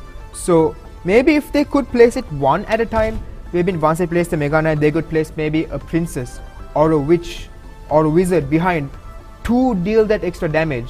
And I think the placement of the towers could have been placed better as well, because they placed the Inferno Tower right in front of the Crown Tower, which was very, very poor placement. Normally put it in the middle, because you if rather they attack put it from in both sides, you will exactly. defend. Because what kiting means is, because when someone goes down the center, when a card is coming down the center, you place it on the side to drag the attention from the attacking card away from the tower. So that way you have more chances of defending it well and countering extremely well. So I think those are the points where Gateway Candy could defend on. And adding on to your point of it saying the deck was maybe a bit too heavy, I would rather say that maybe it can be. Maybe they could use a few cheaper cards like maybe like the Log or Arrows, because you saw Gateway Colombo had the Goblin Barrel. They did have the Goblin Barrel. So with cards such as the Arrows or the Log, the one-time use of these cards can completely annihilate the Goblin Barrel. So a substitution of these cards instead of the Mega Knight is something they would have to think about. But also just looking at the experience, you can see that Candy's team, they have each place like just under 1,000 trophies, but Colombo they have like Legendary Arena, it's like 5k trophies. That also like shows that they probably would have tactically analyzed which cards to play as a team, because 2v2 the cards are like capped at level and there's several other reasons which why Colombo got like 3, and the towers were more than 2k, so they were not damaged at all. But I would say that regardless of the level that Gateway Candy, how many trophies Gateway Candy had, they still made it up to the semi-finals of the Inter Gateway tournament, and that tells you all that you need to know. The rank you are in a game doesn't matter, as long as you have faith, as long as you believe that you can do it. Because remember in Clash Royale, when you friendly battle, all towers are on the same level. All your card levels and tower levels all go on the same level. You're on even battlegrounds. So it all goes down to your skill. And as you can see right now, these wonderful players got to the finals. They got to the semi-finals, I beg your pardon. And right now it was unfortunate where they just fell short, and now they are in the third place match. And they're doing maybe the first round not so well. They could come up, but their journey to the semi-finals is pretty remarkable, given that they are just players of 1,000 trophies going up against players with 5,000 trophies plus. So maybe they also have like a disadvantage because they might not unlock cards like Log and stuff like that, which probably is why they can't defend Colombo, because that's also, you need to unlock cards like that. Maybe you have a point there as well. And here we are heading on to round 2, a massive push there by Gateway College Candy. That is what kiting is. With that massive push, all they had to do was place down one card and that entire push just gets destroyed. Also the Goblin Barrel coming in there, and that's exactly what I mentioned, the use of the arrows to completely take down the Goblin Barrel from the other side. But also the use of the Mega Knife, which is an anchor, it just drops down and destroyed half the skeleton army and also took a lot of health. That's also very well placed. Immediately, less than a minute, in under a minute, Gateway Colombo takes down another one of Gateway Candy's towers. Shane and Assassinate Edge doing really well to their part, defending brilliantly. As you can see, they are using the same decks. There's no change at all on either side. This is an example of a poor card placement, because I don't understand what they intend to do when they put it right in front, right behind the bridge, because that card is meant usually for defense, and they place it in a position where cards usually have to go up against it and it could be easily destroyed. They should put it to the middle so Valkyrie has to travel a bit more longer and therefore exactly be brought down. Because when it goes to the middle, it both Princess Towers on the side both attack the card in the middle. Another Goblin Barrel is going to be defended. And there we go. That's what I was talking about. But this time I think there was a bit of a miscommunication by Assassinate Edge and Shane, because both of them seem to have placed down their arrows, which puts them at an elixir disadvantage. And to which you also have to have a good chemistry and communication, because you can lead to an elixir wastage. Exactly. As you can see right now, both of them going down with too many P.E.K.K.A.s on the side. Could they take down that tower? Brilliant play. They almost to 172 health by Gateway Candy. Well played there. Something I don't think Gateway Colombo anticipated that. Brilliant play by Gateway Candy. Gateway Colombo didn't see that coming. Also, using the mini P.E.K.K.A. myself, I wouldn't. The moment they play mini P.E.K.K.A., I would want to defend it, because once they do touch the tower, it's very lethal. Exactly. So right now there comes the Goblin Barrel, but I think it will be easily defended there by the arrows once again. A mistake. Communication by Gateway Colombo. Both of them use the arrows at the same time, putting them once again at an elixir disadvantage. Now see that now they cannot defend that. The ability to kite the mini P.E.K.K.A. and the baby dragon did not go exactly as planned. Gateway Candy coming in with a very heavy push there. This is something we never expected. With 15 seconds left on the clock, on the clock, can Gateway Candy get that last tower down? Are they going to do another mistake this time? No. Never mind. Communication is fixed. They got it down. 3 seconds. And with that, ladies and gentlemen, Gateway Colombo take home the bronze place medal. Well, that was, I think, pretty easy for Colombo, but something unexpected happened by Candy getting a tower. I think that was because of the communication errors and they wasted the elixir, so they couldn't defend too many P.E.K.K.A.s. I felt like Gateway Colombo got a little too overconfident there by thinking that Gateway Candy may not be up to their standard, but Gateway Candy still kept going. They still got the tower done, caught them completely off guard. Gateway Colombo maybe in the second match had a few places where they could improve their communication, such as using 2 cards at the same time, which that costed happened them twice. So that's 6 elixir wasted then and there. That mistake costed them that tower, and I think that was the wake-up call for them, and that's when they started playing. And also to note that in Clash Royale, towers add up points, so basically Candy got an extra point there, and you should have defended without giving a single tower, so the opponents do get minimum points in Clash Royale especially. But then at the end of the day, Gateway Colombo did win 2-2. A brilliant shout out to Sanuka and Roshan from Gateway Candy for coming in 4th place.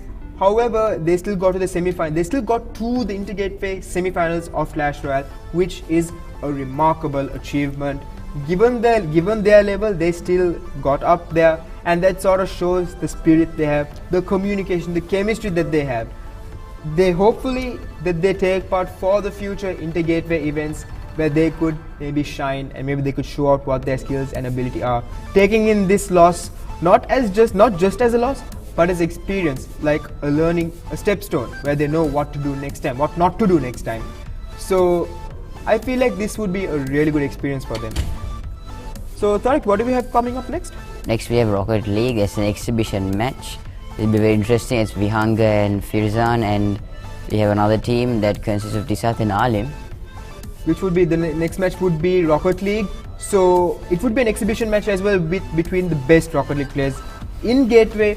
So until then, stay tuned, ladies and gentlemen. I'm Umar Fazil. And I'm Tariq Pasha. We'll see you soon.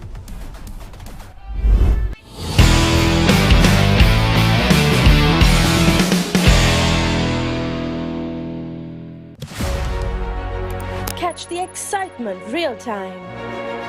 Be up to date with it all. Let us capture your milestones. Get it sizzling hot off the turf. Hear the experts break it down.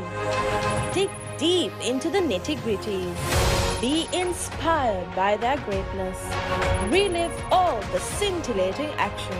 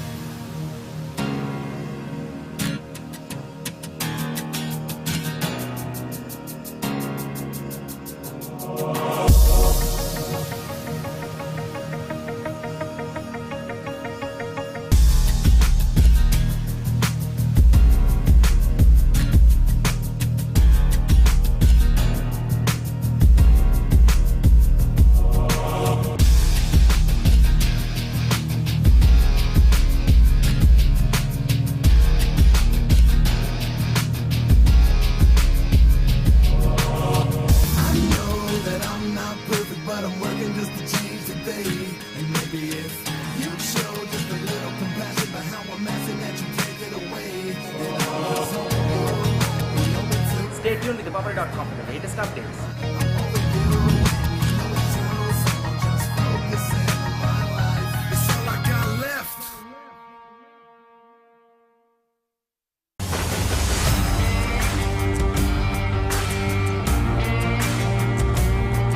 நேரடி ஒளிபரப்பு யாழ்ப்பாணத்திலிருந்து. මාතර කොටවිල ගම්පියසට ඇවිල්ලා තියෙනවා. සිබිතදාස at Moratua Iyagama Mahinda Rajpaksa ක්‍රීඩාංගණය. கிழக்கு மாகாணம். Sugadadasa Indoor Stadium is the Fox Hill Supercross. Kurunegala සිටි ඇතුගල් පුරවරය Papare.com අපි අද ඇවිල්ලා ඉන්නේ නෝරෙලිය ප්‍රදේශයට. final showdown Candy Sports Club Polonnaruwa ජාතික සංකීර්ණයේ සිට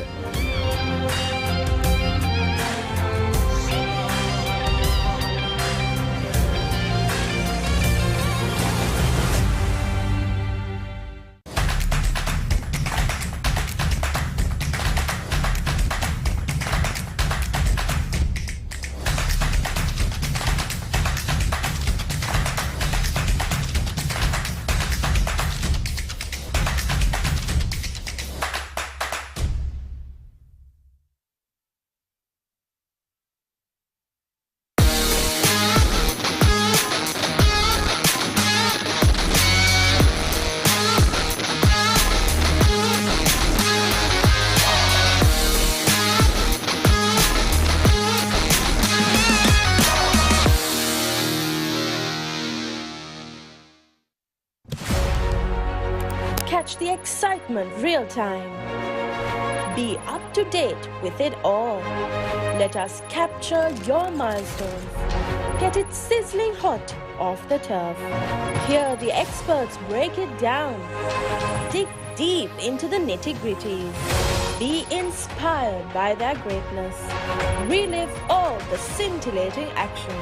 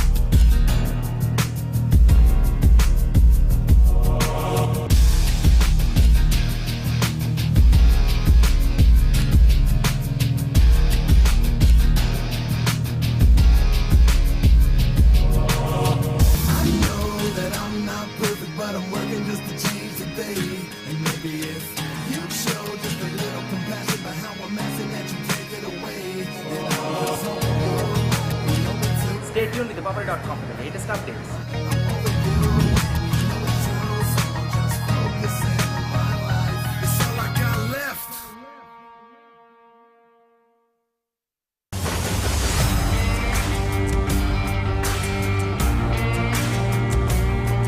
நேரடி ஒளிபரப்பு யாழ்ப்பாணத்திலிருந்து. මාතර කොටවිල ගම්පියසට ඇවිල්ලා තියෙනවා. සිරිතදාස at Moratuwa Iyagama Mahinda Rajapaksa ක්‍රීඩාංගණය. கிழக்கு மாகாணம். Sugadadasa Indoor Stadium is the Fox Hill Supercross.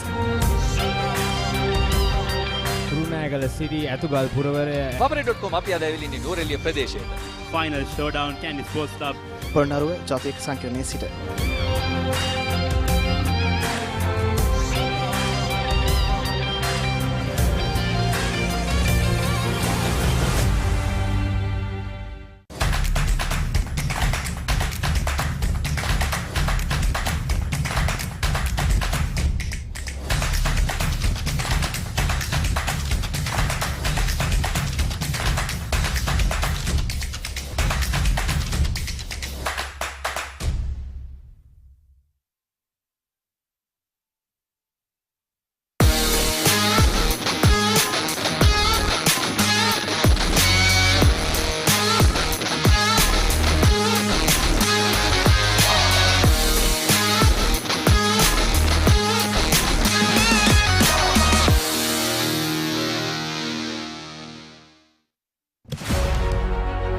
catch the excitement real time. Be up to date with it all. Let us capture your milestones. Get it sizzling hot off the turf. Hear the experts break it down. Dig deep into the nitty-gritties. Be inspired by their greatness. Relive all the scintillating action.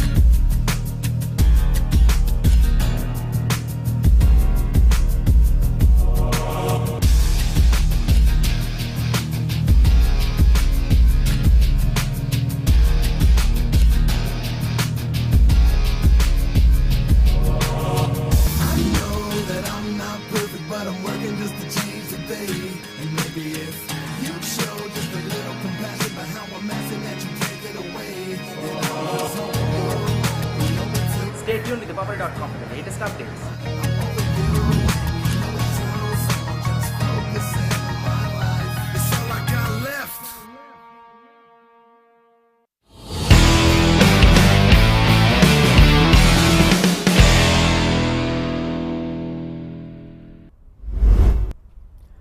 Ladies and gentlemen, welcome back to the Intergateway Esports Finals. I'm Umar Fazir. And I'm Tian Damavadana. Right now, coming up next, we have the Rocket League third place match. I beg your pardon. Right now, we have the Rocket League exhibition match, which is held between some of Gateway's finest players. What do you think? Who do you think? What do you think we could be expecting from this exhibition match? Well, all four of these players are very top players in that one regard. I believe they're all similar ranked and some of the higher ranks of Rocket League actually. So it's going to be very interesting to see them play.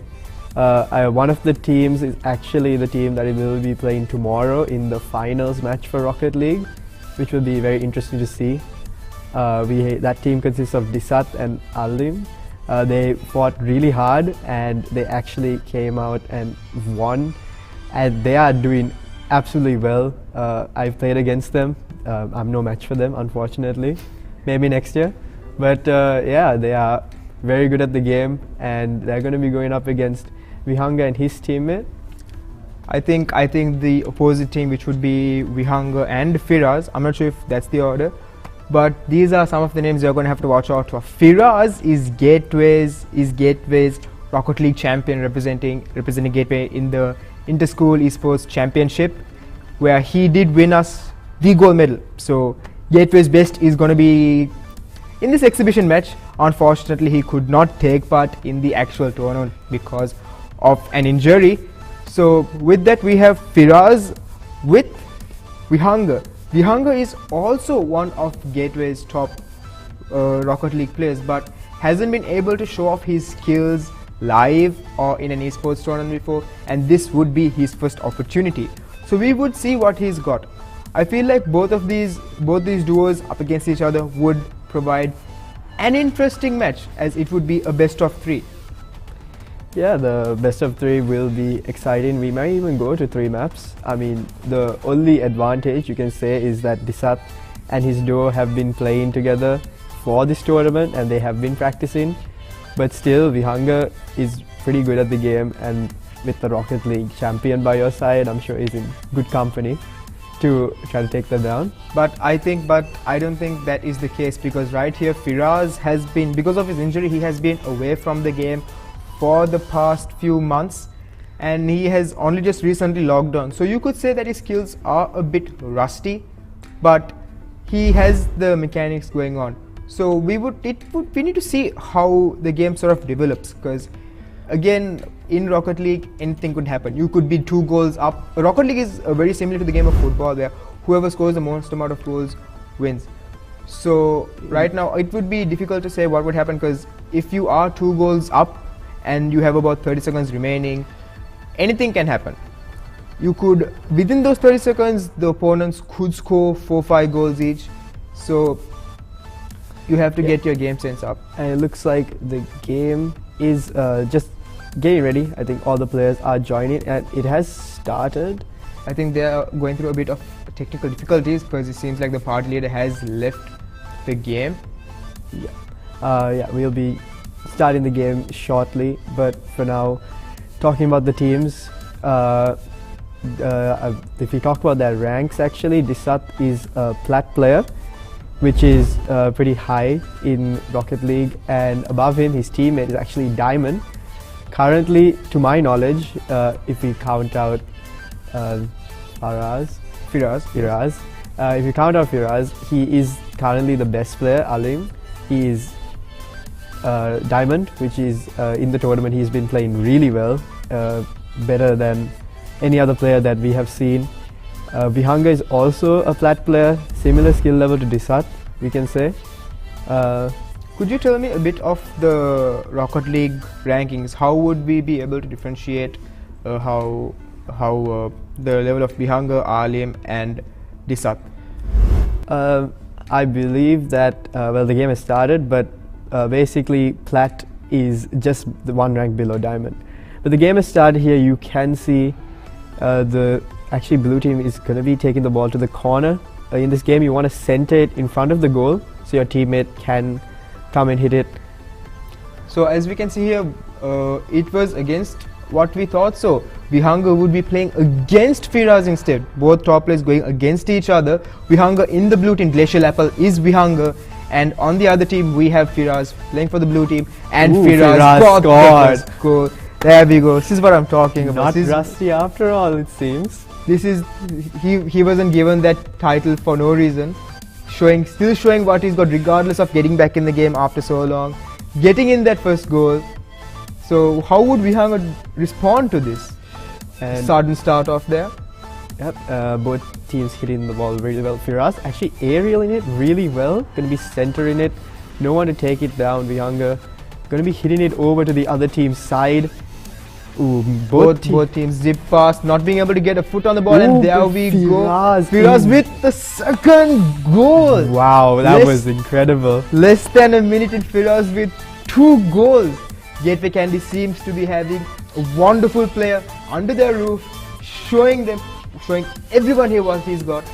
I mean, you said he was rusty, but I'm not sure about that. 2 quick goals from him. The kickoff going both ways, kind of stuck in the middle. Firaz will hit it towards the blue team's goal. Still in control of the ball. Seems like he does have a really good hold of his mechanical skills. Regardless that he hasn't played in a while, he does seem to be having the talent to take control of the ball.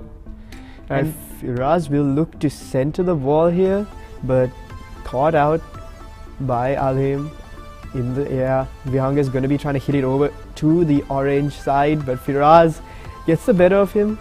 Well, it seems like the blue team is playing quite a defensive game right now. Not wanting Firaz to go in. Firaz, he is defending his goal right now.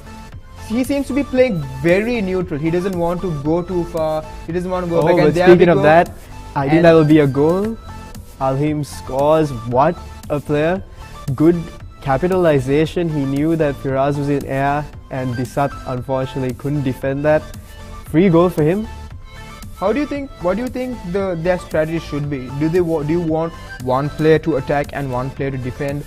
Or would you rather both of them to attack at once and take that chance to get that goal, or both players to play defensively and get a lucky goal in? From what I understand, in 2v2, since it's only 2 players, you can't afford to keep one player on defense at all times. So it's mainly you just have to identify when your team is attacking and when your team is defending. So it's rather situational. Yeah. Both players will be either attacking or defending. So right now, as we can see, the orange team is on attack right now. Good defense there from Vihanga, hitting the ball away. Immediately you can see the red team dropping back to defend, seeing that the ball is on the other side. Ooh, both? Vihanga holding back very well defensively, not wanting Firaz to get a third goal. And a sudden goal goes there. And there we go, Firaz. And his hat-trick, he completes his hat-trick. 3 goals in from the play from Gateway Candy. Really good play there. Yeah. Really good play. I'm not sure if he actually hasn't been playing this game now. Seems like maybe he lied to us. But if you actually saw there, Disat did, there's a feature in this game called Demo, where if you go at a certain speed, you can actually destroy the enemy's car. And as I say that, Firaz scores again. Firaz with his 4th goal. What do you think the blue team should be doing right now, seeing that they have this absolutely dominating player on their side, getting goal after goal after goal? I don't know. I guess the only thing they can do is just try to defend, and whenever just identify when they can attack and capitalize off that. But I mean, it's looking hard to stop him right now. I agree. It's a shame that he could not take part in this tournament, which I think would be a very, very easy win for him. Because remember, Vihanga, Alim and Disat are some of Gateway's top players, and Firaz is, I dare say, a rank above them.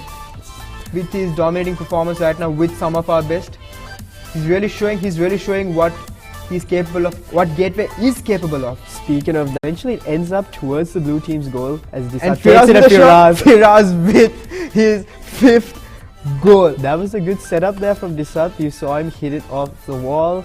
He centered pretty well. Firaz identifying that and hitting it in. Very well played. So if you notice there, Disat was the only one who went up, and both players from the blue team sort of went towards the ball. They went for the ball, leaving the goal wide open, which allowed Firaz to get in that goal. But right now Marshmallow holding in for the defense. Oh, Firaz destroys Glacial Apple. Vihanga's vehicle goes down. In Rocket League, you can get your vehicle destroyed. Yes, with impact. Yes. Oh, but here we go. A good save. Nice save by Firaz. Firaz really showing a dominating performance here. There we go. Firaz hitting it away. Gonna be trying. Blue team desperate for another goal. Firaz with brilliant defense. Good defense there, preventing any attack. 10 seconds left. There might not be enough time here.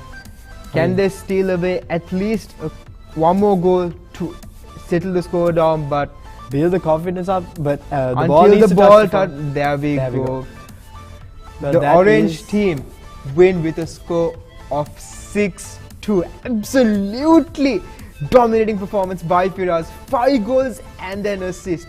What a performance! What do you have to say about the blue team actually, given that their status? Maybe they're a bit nervous here. These two players haven't played much together, so that might be something you can say. But also Firaz has probably never even met Disat in his life. So you can say the same for Orange team, but they adjusted pretty well. There is a second match. It's going to start. So maybe you can see blue team trying to maybe keep the game a bit more close. They definitely have a chance for a comeback here. Maybe, but as you can see, Firaz has taken 7 shots, and out of those 7 shots, only 5 of them were goals, which means that 2 of the saves were made by Alim, if I wasn't mistaken. Yes, because it shows Alim made a save and Vihanga made a save according to the stats. But I think Vihanga is performing a bit underwhelming here, because no goals, just 1 assist and just 1 save. Quite underwhelming given a player of his level. I think he could have done even better. He could have done much better. Vihanga is usually really good when I play with him. He's actually really pretty good at defense, so maybe they should try to have him more on the defensive side. I think he can maybe stop Firaz a bit more, but actually in that game, a lot of the time Firaz got the better of him and Vihanga just missed the ball completely and the shot got past him. But as you said, since this game run was of just 2v2, it would be difficult to sort of have 1 on attack and 1 on defense, because you need to have either both of them needs to be attacking, and once the ball goes to the other side, both of them need to drop back as well. So I don't think leaving back 1 player alone would be enough to defend, because it's situational at the end. Because if you replay and if you rewind this and watch how Firaz scored his goals, it was always when he was staying in the back. Firaz positioned himself quite defensively, but was in the right place at the right time. I guess we have to cut you off there, Umar, because the game has started, but actually already a goal has been scored by Firaz's team. We have apparently missed that, which is unfortunate, but the ball going towards their net. Firaz is going to be trying to clear it to the other side. Great clear there. Firaz on the blue team this time, and Vihang on the red team with Alim and Disat. Firaz once again on the post, and he still gets it. Firaz with a goal. Brilliant play there. Wow. He just topped back. He just knew that backflip to get the goal. Kind of stylish, if you ask me. Very satisfying. But if you look at the play before that, the aerial is what we call that when you go into the air. It was incredible. Very well played from him. Good defense there to block that early shot. So far, as we can see, it's very slow play there. Glacial Apple there with the clearance. Only 1 on defense, but Firaz, I beg your pardon, does well to clear that. And again, he's everywhere on the map right now. I think that's what you get when you are experienced at the game. Not only at the game, but in tournaments. I agree. Oh, but that's a good shot. What a goal. Finally, Vihanga team managed to pull back 1 more, and the score is on at 2-1. Can Vihanga can they upset the blue team? Because it seems like Firaz's team are the favorites to win this time. So do you think they could cause an upset and maybe get a win back? It's definitely possible. Oh, but never mind. Firaz scores again. As if in response, Firaz with another goal. Still showing, as we can see, he was in defense there, got in the right position at the right time, getting in that goal. The score goes up 2-3-1. Glacial Apple probably contemplating as to what he should do right now.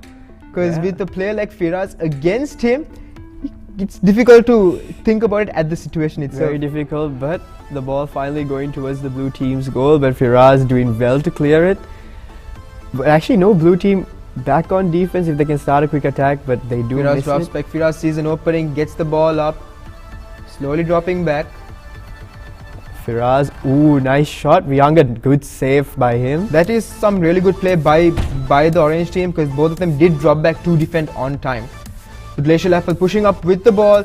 Could he get a goal here? Sends it over Disat. Disat is kind of out of the equation. Firaz with that was Disat with the save. I would wish we could see the replay of that, because it looked really close, but unfortunately we will not be able to. Alim now dribbling the ball up. He just has Firaz, but you know. Another save by Firaz. He just knows where to be at the right place at the right It's time. almost like he's playing on two accounts right now. I've seen him everywhere. One could argue, but maybe that's how good he is. Maybe he is. Yeah, he's sending the ball over to their goal and score. Another wonderful goal I by Firaz. don't even know if he intended to score that. Just kind of hit it over towards the goal, and no one was there. I think he intended to score because both players from the orange team were not there with the goal to defend, and he knew they wouldn't get there on time, so he just took a long range shot. Firaz still doing very well played tactically, just knowing exactly where to be at the right time. Oh, and it seems like he scored again. Unfortunately, that's the fourth goal he scored, not counting that's the fourth goal he scored, I think. Yeah, I believe so. It seems like every time we begin to talk about how the orange team can make a comeback, Firaz maybe is listening to the stream and decides to score. But yeah, the ball going towards the orange team's net, not what you want to see. Firaz hitting it over to the side. Vihanga should be able to get this one. Yep, he will be hitting it over, but Firaz somehow there. But I think that this match would be beneficial to Vihanga. As you said, all three of these players are playing in the finals tomorrow, yes? I believe everyone except for Vihanga. Vihanga team managed to get third place. Good save there by Vihanga. Vihanga is the third place right now, which had to be played off stream due to some technical difficulties.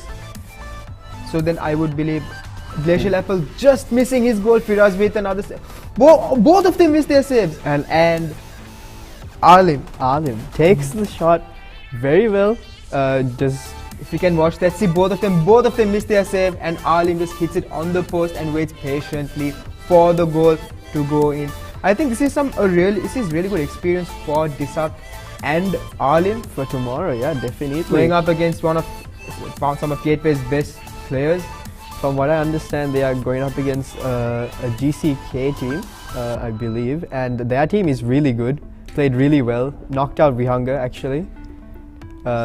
They both have good synergy. Given that Alim and Disat are from Gateway Colombo, and they are going up against a team from Gateway Kandy, once again I believe it would be a really good match, because Firaz maybe once again could be giving them his words of advice, his experience, how to handle things situational, what to do, what not to do, how not to panic when you're 2-3 goals down, which I think that the blue team, I'm not really sure if I should be saying this, but orange team actually seems to be struggling to get another goal back. Yeah, Firaz defending well. Vihanga unfortunately couldn't hit that into the goal. He was positioned well, but Firaz was there earlier. Now Disat, really good dribbling by him actually, going to be hitting it over to the corner. Maybe trying to set up Firaz again for another goal. Firaz not going for that one. Maybe thought it would not lead to anything, but hits it really well. Oh, good save. Both players there on the defense, not falling for his trick again, going for their third goal, but they just fall short. 7 seconds left on the clock. Can they steal one more goal here, or until looks like not? The ball hits the ground, and there it is, the 2-0 victory for Firaz and Disat. I mean, Firaz played an absolute blinder there. I believe 10 goals in 2 matches? No, 10 or 9 goals. I think that was 9 goals. Brilliant performance. Firaz scoring all 5 goals with 8 shots. Brilliant performance. They're really showing them that why he is the champion of in Sri Lanka on school level, why he has that gold medal, going up against them, and he did show an overwhelming performance. That was a very well played exhibition match, and I believe we have some announcements about Kranka and Valorant now. So with that, ladies and gentlemen, we would like to conclude all our third place matches. All our third place matches would be concluded. We did have a bit of technical difficulties with Kranka, with the servers, and the Kranka third place match would be handled privately.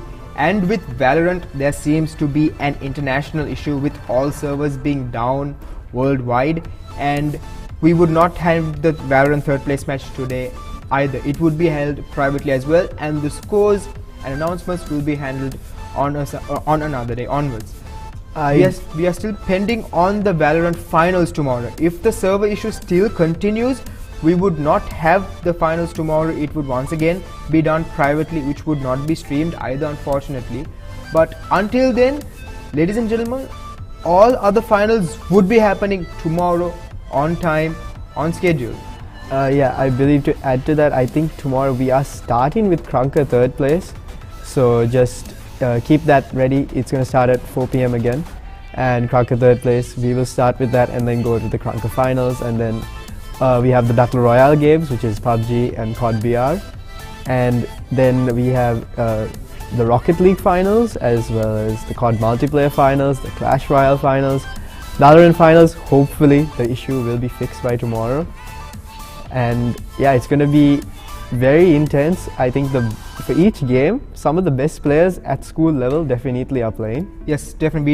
We do have gold medalists from the last inter-school tournament playing in this tournament tomorrow. So it would be a battle of the best of the best to show off what they've got, to show the best who is from which branch, so that regardless of branch, to show that we are all from the Gateway community group. So with that, ladies and gentlemen, I hope to see all of you all there tomorrow. The stream starts at 4 p.m. sharp from the third place match all the way to the Valorant finals. So until then, I'm Umar Fazir and I'm Tiran Dhamavardhana. We'll see you tomorrow.